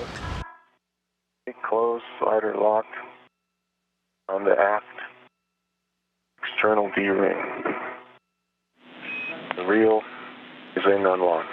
Copy, Chris. That's a good config with you now on the airlock D-ring extender from the airlock. You can release your yellow. My yellow. Concur. We're getting the R68.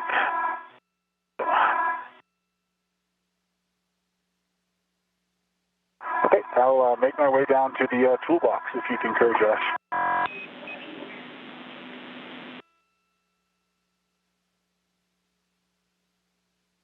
Are you loud and clear, Bob? I've got you loud and clear as well. And Bob, we were blocked, but we concur off to the toolbox.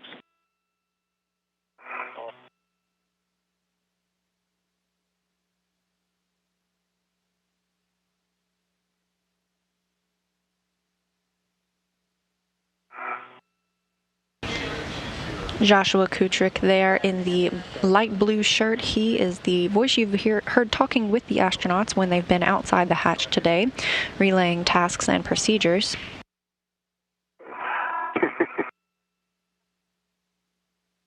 And to his right is NASA astronaut Anne McLean. She is the Capcom and will be communicating with the astronauts once they make it back into the hatch and repressurization begins. Behind Allison Bollinger is the EVA lead spacewalk officer today. That is Sandra Moore. She's been keeping tabs on the crew's spacesuits as they move throughout their tasks, and also walking through the procedures and feeding that information to the teams in the room. And Bob, Chris and I are having good comms, so just checking in with you. Same with me. yeah, we did not have you. We just got you back, guys. We copy you have good comm. Bob, you're going to the starboard nadir toolbox. We expect the hammer to be on the door.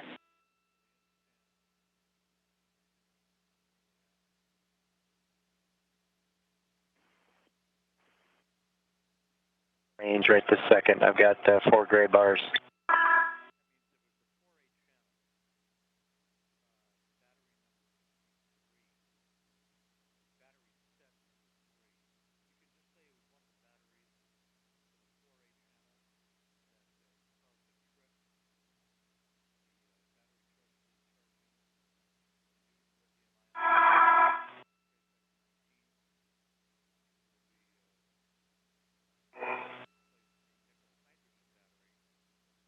Actually, it looks like it'll be a couple more minutes, too. Just randomly start opening doors. Yeah, I'm not going to do that. But, what I might do is give you the camera. Yeah. I'll just take care of putting it up.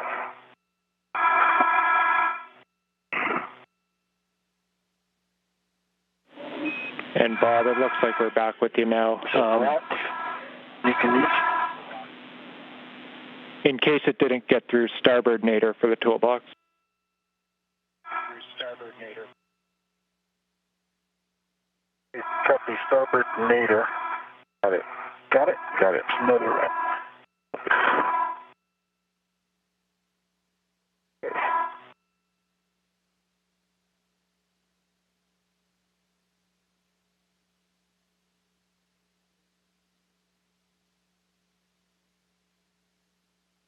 I've arrived at starboard nadir.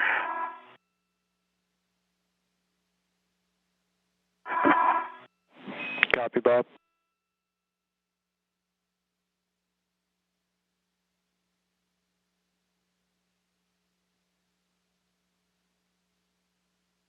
Been a couple weeks since I opened one of these.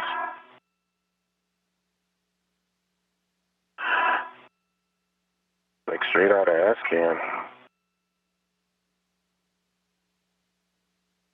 I see the hammer.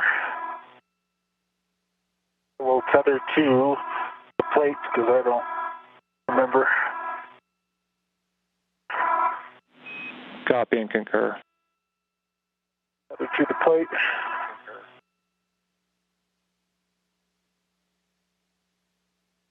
Good call on tethering to the plate because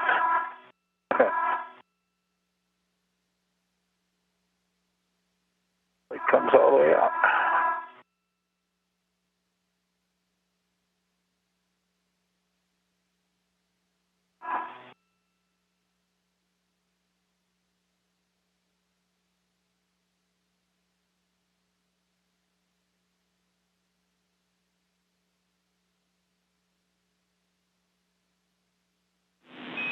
We see you grabbing the hammer, Bob. We're 30 seconds from a 15-second handover.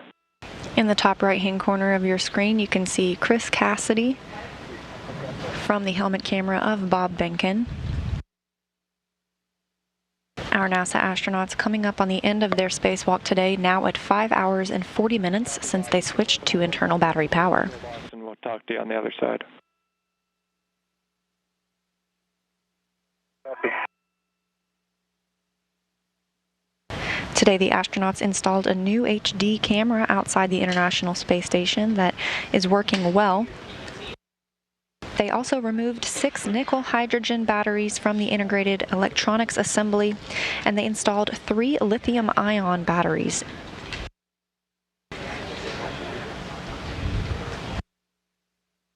This marks 23 of 24 of the new lithium-ion batteries that need to be in place.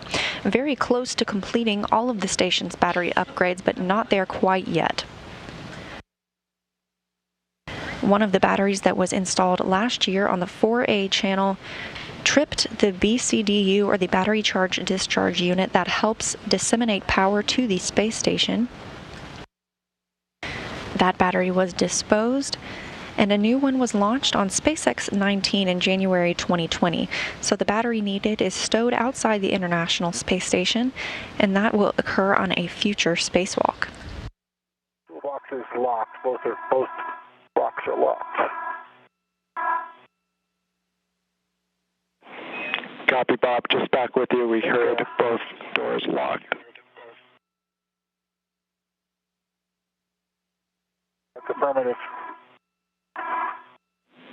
Copy. So you're cleared down to the airlock, and we'll attach the waste tether to the airlock D-ring extender. Copy.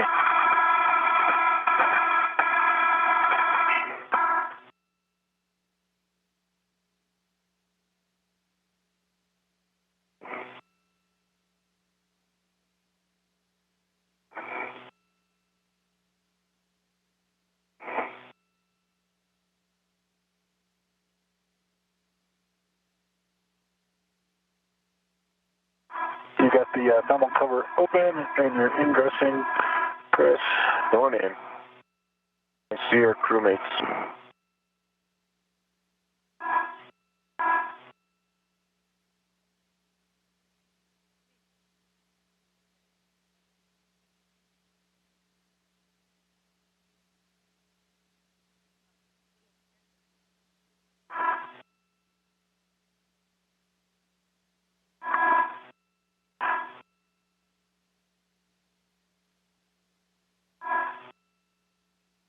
And closed and locked onto the airlock D-ring extender. Copy, Bob. We check. With that, you can use a tether to take your green ring to the forward external airlock D-ring. Copy.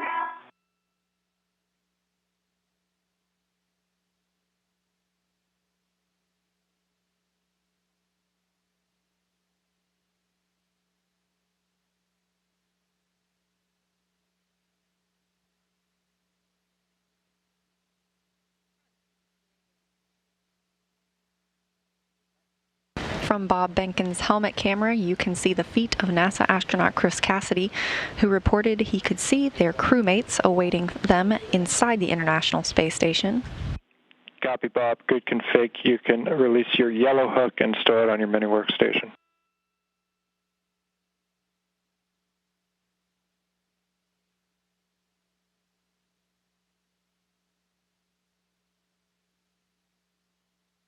Yeah, I've retrieved my yellow hook.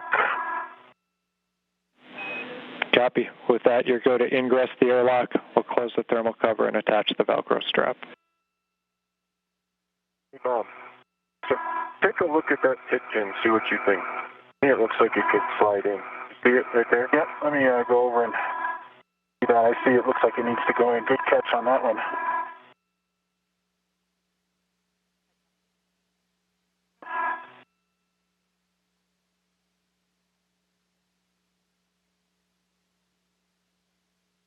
In pretty easy. Yeah.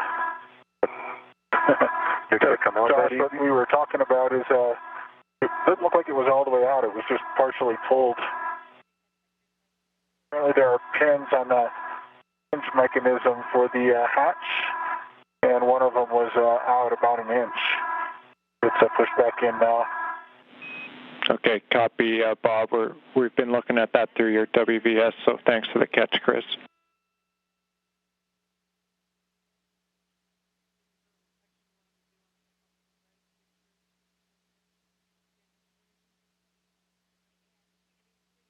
Ready for you. All right, here I come. And Bob, stand by 1. We're going to ask for you to look at that area with the pip pin once more before you ingress.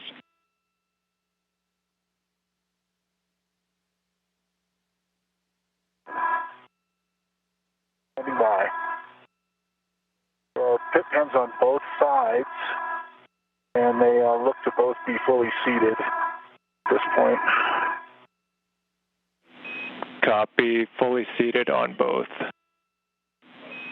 I think we're just looking to make sure that there's nothing abnormal there and there's no chance of it coming out.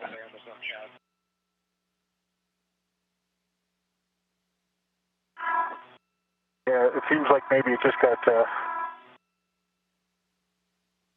pulled a little bit. It's in as far as it goes.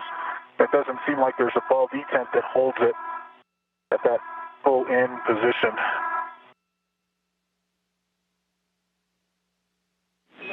Copy, and to confirm for us, does it look symmetrical with the other side, the other pip pin? It does. Copy, thanks. With that, we're good for you to ingress. I guess one additional word, the one on the forward side doesn't seem to plunger the same way. It goes all the way in on a WVS. If you can see, the handle for the pin is only about 1/8. On the other side, it's closer to 1/4 of an inch, and there's a clear spring feature that's there. The spring feature doesn't seem like it's there on the forward one. We copy, all good words. Stand by.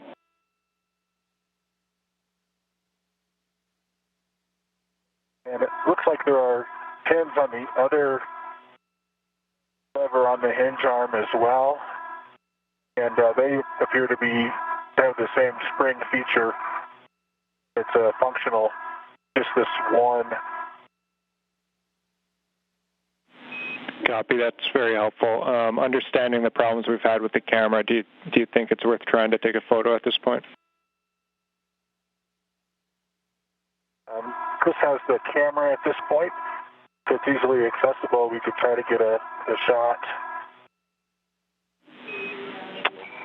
The teams here would appreciate if you can. Okay, we'll try. At the camera? Yeah. Direct will reach.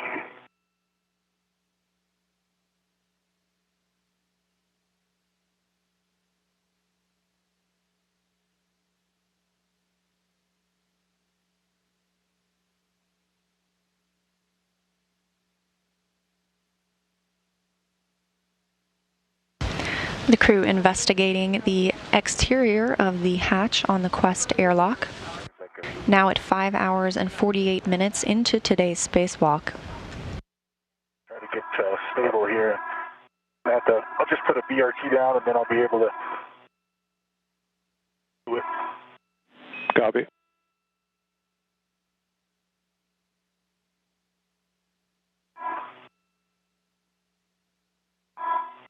All right, thank you.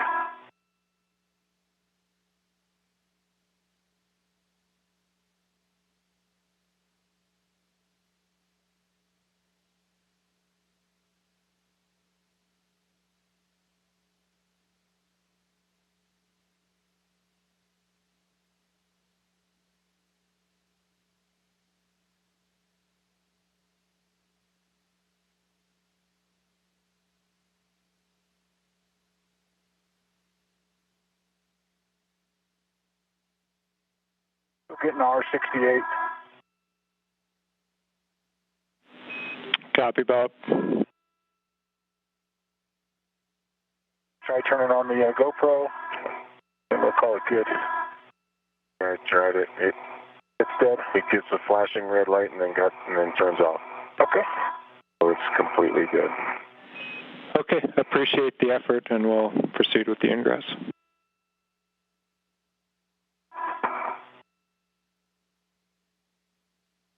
Happy.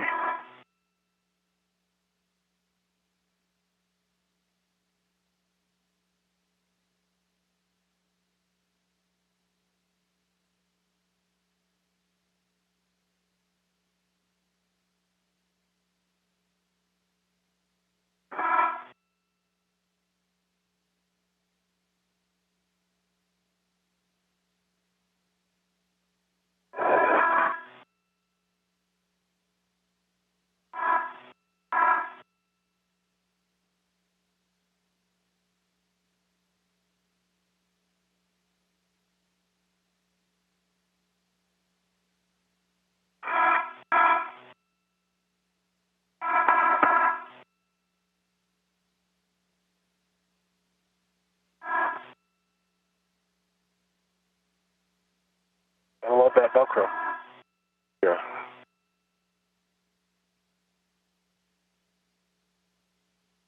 That's a job we could do next week. There's a new mechanism. Yeah. All right, go ahead. Yep, the thermal cover is closed and I have ingressed. Copy, Bob. Thermal cover is closed. We'll start stepping into the reconnect port, so you can take the SCU from the pouch, remove your DCM covers, and Velcro it to the DCM.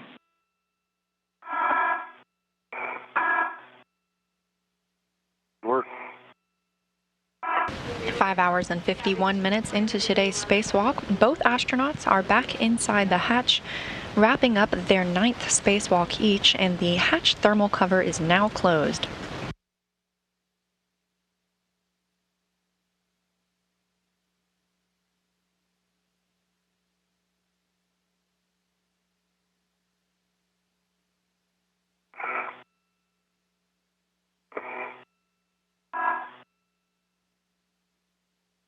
My SCU is installed, verified locked.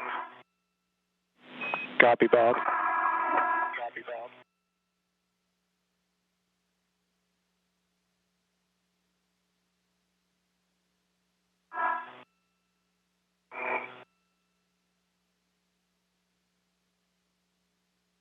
V2, SCU installed and locked. Copy, installed and locked on both. The note here is that a TCV setting of 8 will maximize cooling and minimize time for SCU cooling. With that, for both of you, we can switch water to OFF, and we expect an H2O off message.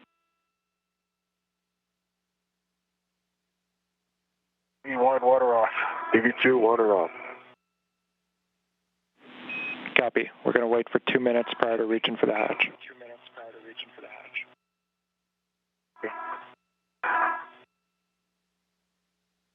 That's a good catch on that pip pin.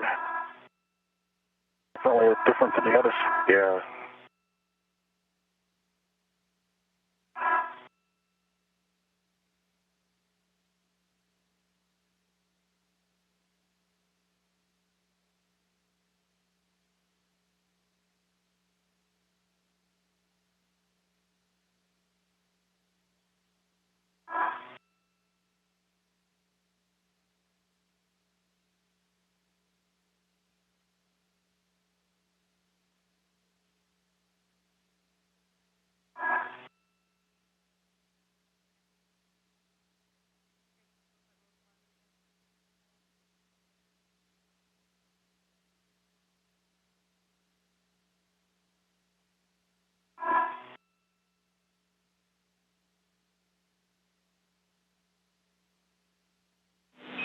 Bob, we're looking at the formation of the thermal cover there. We're wondering if you could just give it a tap in the center to try to have it bounce back straight.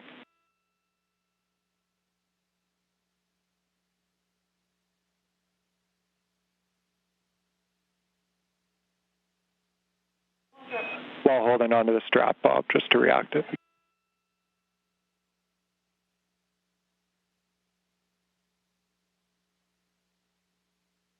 I just don't want to kind of hold on to it a little bit, otherwise it's going to come off of this Velcro. So we concur that looks better to us. Copy.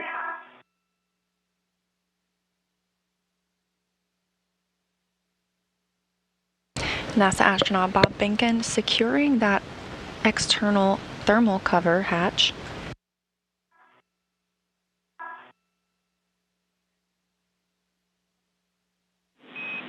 All right, Bob, back with you. You can verify the outer hatch is clear of hardware.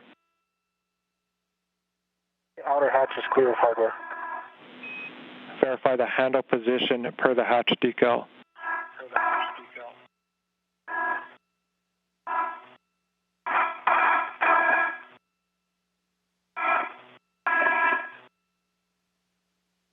The handle position is per the hatch decal.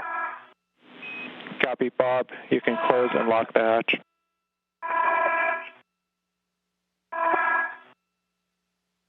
Didn't work.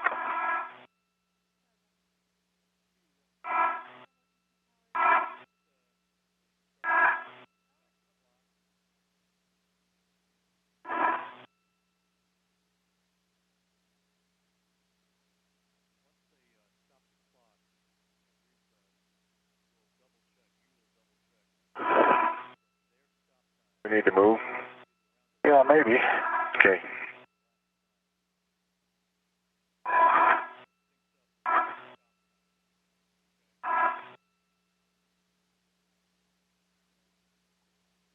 That was good. However you moved. Okay.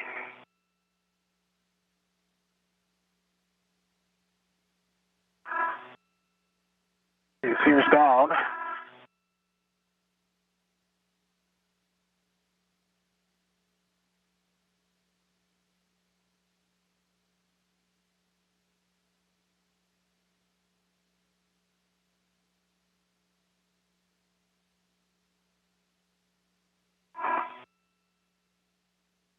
I believe it's closed. Oh, it's blocking it.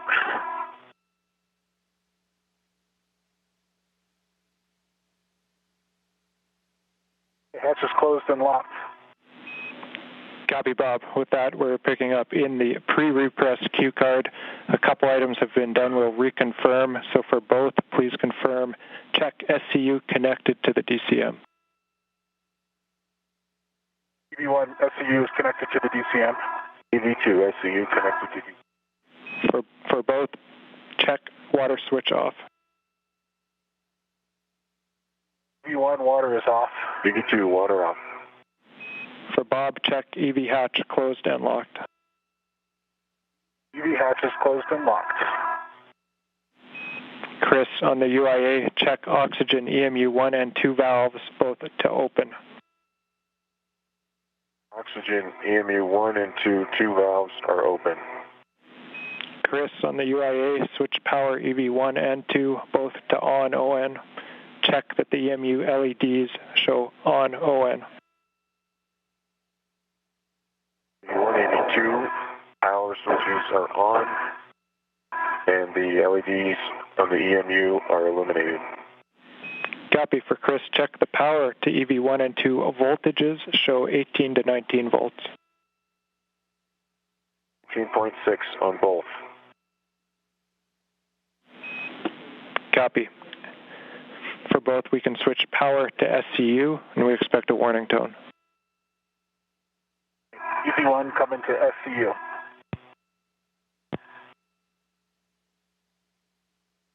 EV2 SCU. Copy both in SCU. That completes the pre-repress. I'll turn you over to Doug. Thank you for the work. Thanks, Josh. Thank you, Josh. Okay, gents, welcome back. On your DCMs, O2 actuator to press. Work. And work.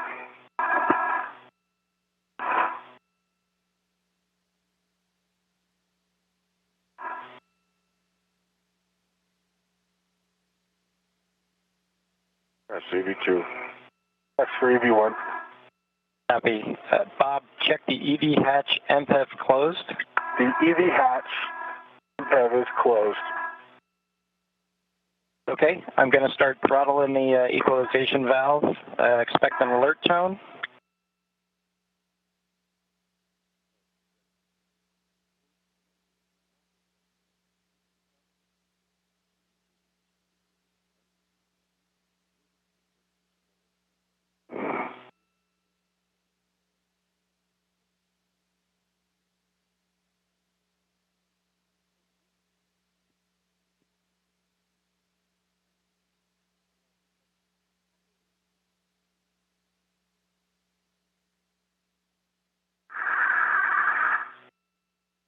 It's in norm. Good rate for EV1. Good rate, EV2.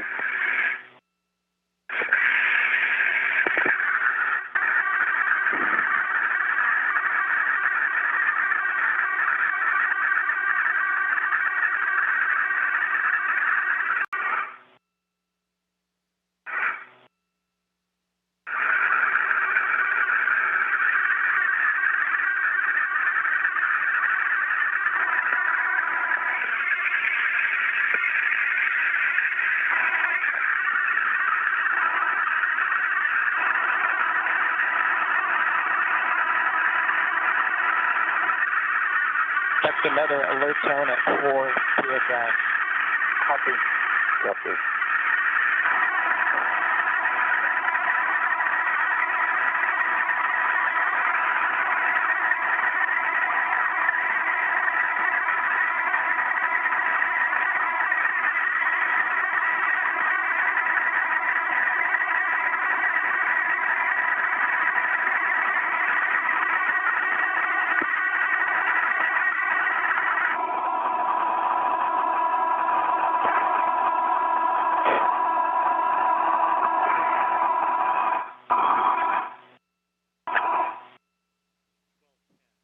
Okay, we're going to wait 2 minutes now for stabilization, where it should be roughly 5.0 on your gauges. Copy. Copy.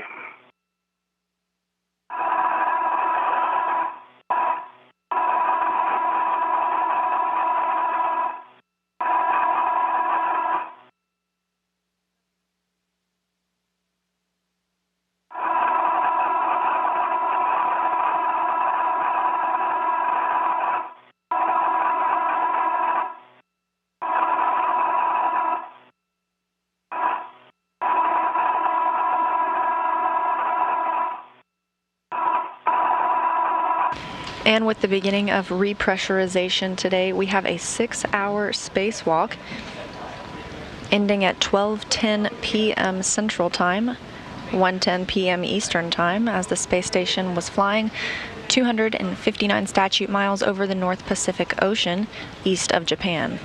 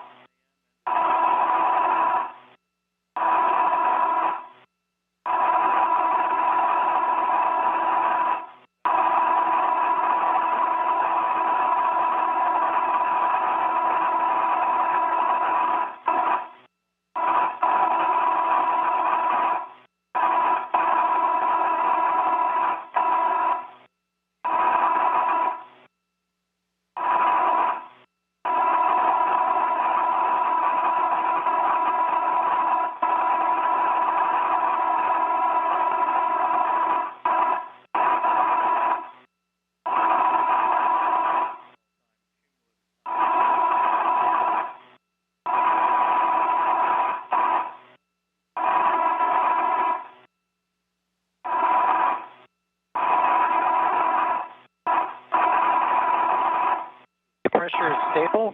Check that your glove heaters are off. EV1, glove heaters off. AV2, glove heaters off. Gloves for contamination and report any to Houston. No additional contamination for EV1. No contamination for AV2. Copy both. Okay, on your DCM, take your O2 actuators to IV. Didn't work.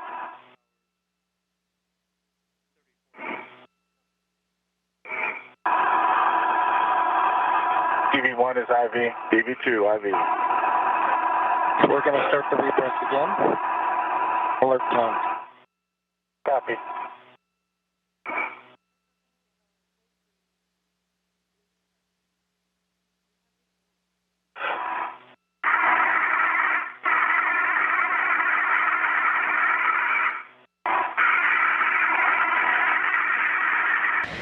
And in this side of the equipment lock portion of the Quest airlock, you can see Anatoly Ivanishin, Ivan Wagner, and NASA's Doug Hurley awaiting their crew members as repressurization continues in the crew lock portion of the Quest airlock. Today's spacewalk began when the astronauts switched their suits to battery power at 6:10 a.m. Central Time and ended exactly 6 hours later at 12:10 p.m. Central Time. The astronauts completed all of their tasks today, removing 6 nickel-hydrogen batteries and installing 3 new lithium-ion batteries. There will be only one more spacewalk required, to be planned for a future date, to replace a failed lithium-ion battery from a spacewalk in 2019. That battery replacement was flown on SpaceX 19 and is already at the International Space Station awaiting that future installation.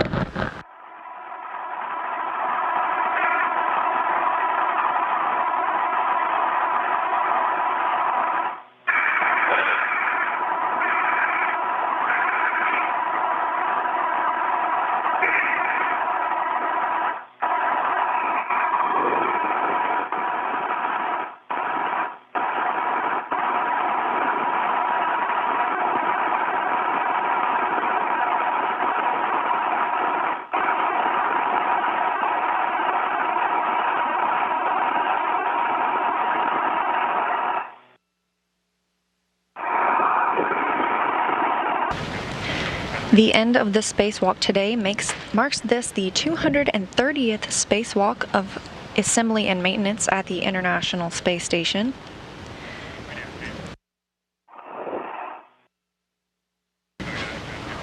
This was the 6th spacewalk of this year and the 3rd spacewalk for the Expedition 63 crew. It's the 9th spacewalk for Bob Behnken, who has a total of 55 hours and 41 minutes of EVA time. Repito, es la 6ª caminata espacial de este año, es la 3ª de esta expedición, la 63, y es la número 230 de la Estación Espacial. Son los datos que estamos viendo ahora en pantalla. Esta caminata espacial duró 6 horas en total. El tiempo empieza a contar desde el momento en que se conecta la batería propia que llevan en sus trajes hasta que se desconecta. En este momento los astronautas están en la esclusa, en lo que en inglés se denomina la airlock, y lo que están haciendo es equiparando las presiones de los trajes espaciales con la presión que hay, que están logrando en este momento en la esclusa, para poder equipararla con la presión interna de la estación espacial. Esa tarea les lleva de 30 minutos a 1 hora, dependiendo mucho de las condiciones y de cómo van logrando la presurización, porque lo que están haciendo ahora es justamente presurizarla.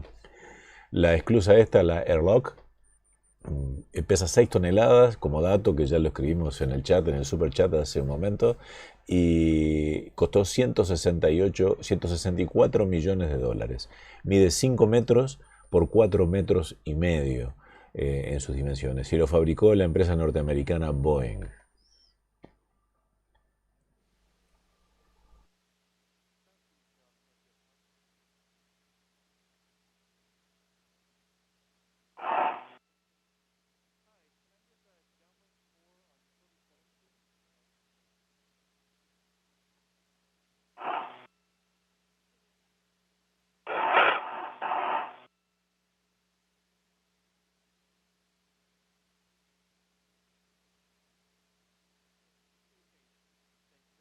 Anybody get an alert tone yet? Yeah, I had a tone. Lots of tones. Yeah, whenever it gets close to stable, it starts beeping. Okay, copy that. We're going to run into post-EVA now. A quick view outside the space station to show you the new HD camera that was installed earlier today by NASA astronaut Chris Cassidy. The view you have is Bueno, estamos viendo ahora una imagen externa de Chris Cassidy, uno de los astronautas que estuvo afuera, colocó un nuevo filtro, o sea, le removió el filtro a la cámara esa, y tenemos una visión muy mejorada de lo que era antes en el interior de la estación espacial. You can see the hatch between the crew and equipment lock portions of the Quest airlock is now being opened, and NASA. Bueno, están abriendo el hatch en este momento ahora, y van a ingresar los astronautas a la estación espacial y van a comenzar el proceso de poder quitarle los trajes.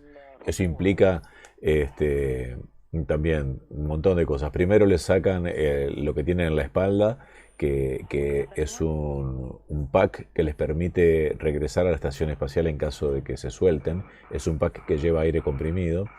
y luego los pegan contra la pared, como quien dice, para poder quitarle más fácilmente la parte superior del traje, que en realidad, más que quitárselas, ellos salen de la parte superior hacia abajo.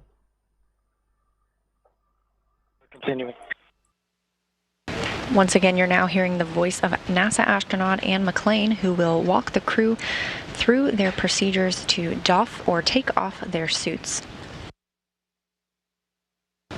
The astronaut and cosmonauts now moving Chris Cassidy into the equipment lock portion of the crew, or of the Quest airlock.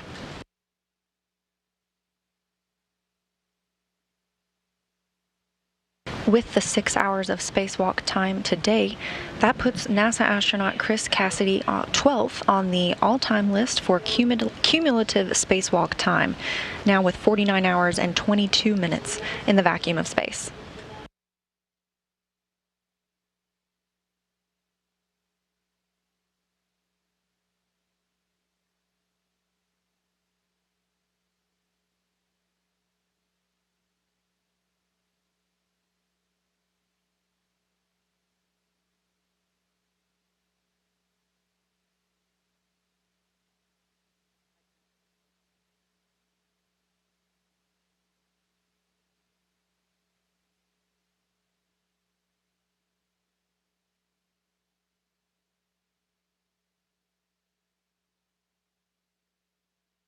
That safer backpack being removed from NASA astronaut Chris Cassidy's spacesuit. We didn't see the safer or the simplified aid for EVA rescue used today. That compressed nitrogen-powered backpack allows a crew member to maneuver independently of the space station, but it's primarily intended for use if a spacewalker became detached and needed to maneuver back.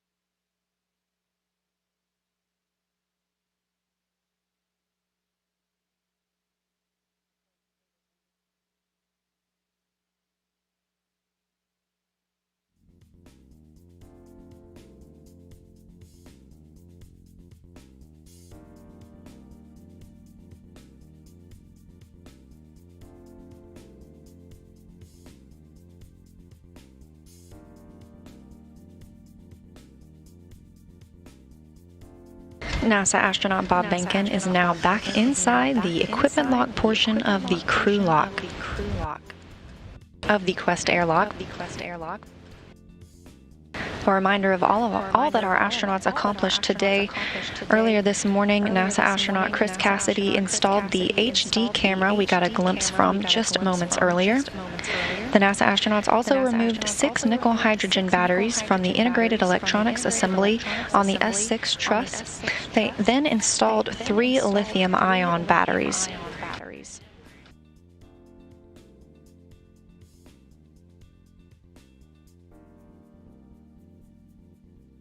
Battery updates for the International Space Station are close to complete, but not quite there yet. This was the 11th of what will require 12 spacewalks to fully replace all of the batteries.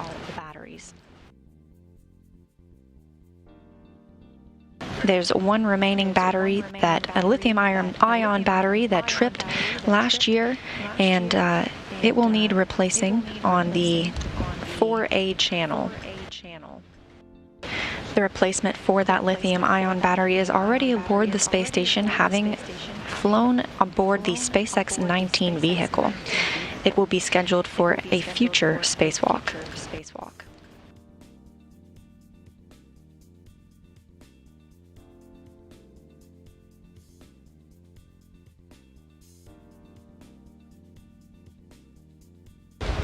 Prior to any more battery replacement spacewalks, however, Behnken and Cassidy still have another spacewalk to accomplish. That'll be next Tuesday, July 21st. They will remove 2 lifting fixtures used for ground processing of the station's solar arrays prior to launch.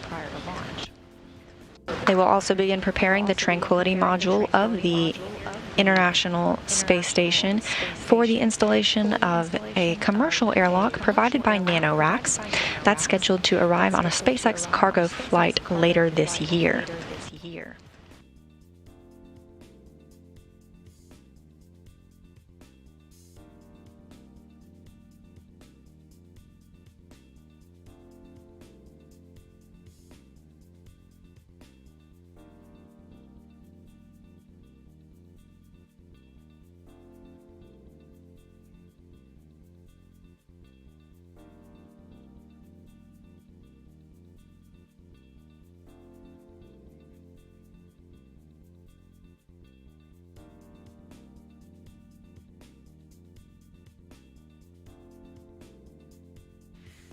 Another look at today's spacewalk. It was the 230th spacewalk in support of space station assembly and maintenance, and it was the 6th spacewalk this year.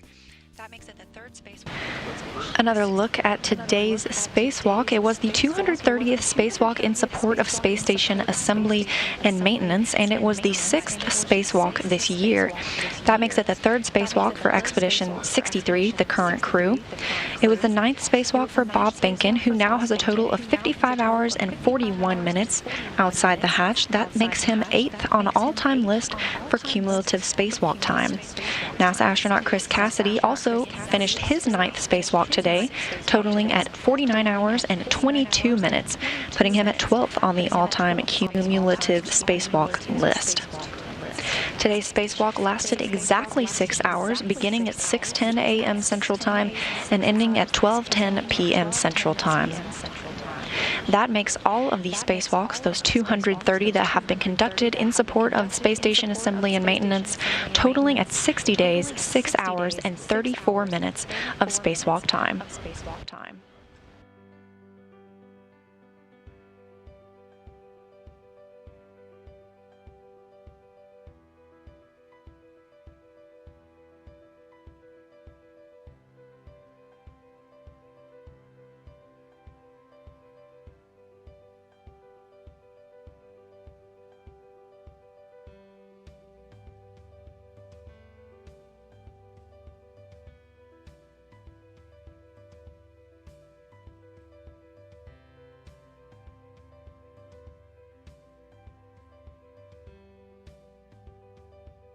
Station today, thanks to that newly installed outside the International Space Cassidy worked on today. Thanks to that new HD camera that Chris Cassidy worked on the International Space Station is currently flying 266 statute miles.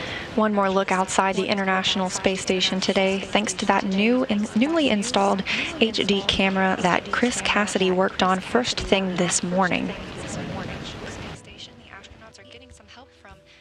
The International Space Station is currently flying 266 statute miles over the South Pacific Ocean, giving you those cloudy and blue views below.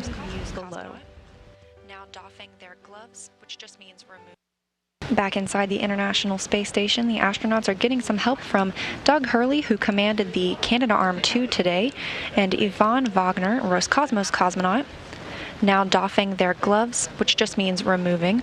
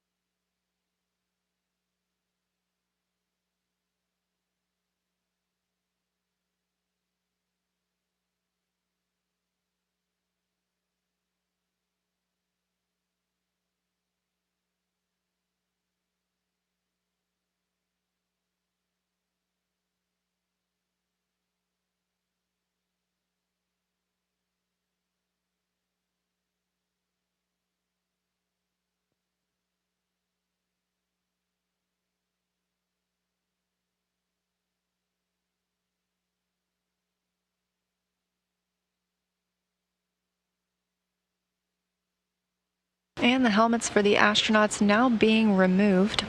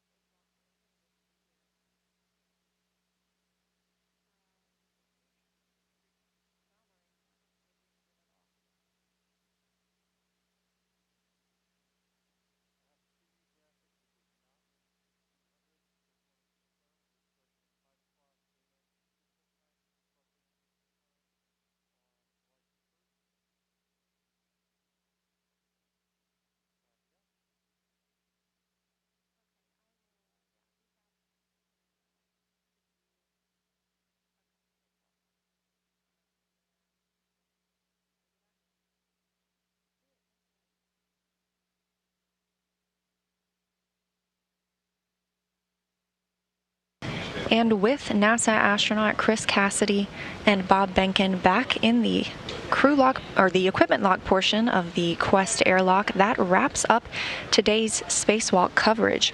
As a look back, the spacewalk began at 6:10 a.m. Central Time this morning and ended at 12:10 p.m. Central Time, making it an exactly 6-hour spacewalk. It was the 9th spacewalk for each of these astronauts. Their tasks today included the installation of a new HD camera outside the space station, and then they moved on to remove 6 nickel hydrogen batteries from the integrated electronics assembly. Those were replaced by 3 lithium-ion batteries. That completes the battery removal and replacement on the S6 truss. However, there will still be one more spacewalk required to complete all of the battery upgrades. Due to a failed lithium-ion battery on the 4A channel last year that tripped a battery charge discharge unit, that failed lithium-ion battery needed to be discarded. It will be replaced in a future spacewalk, and the lithium-ion battery is already aboard the space station after arriving on SpaceX's 19th commercial resupply mission. Bob Behnken and Chris Cassidy have now completed 3 spacewalks together, but they have one more coming up, and you can watch that next Tuesday, July 21st. We'll be going live on the air at 5 a.m. Central Time, 6 a.m. Eastern Time.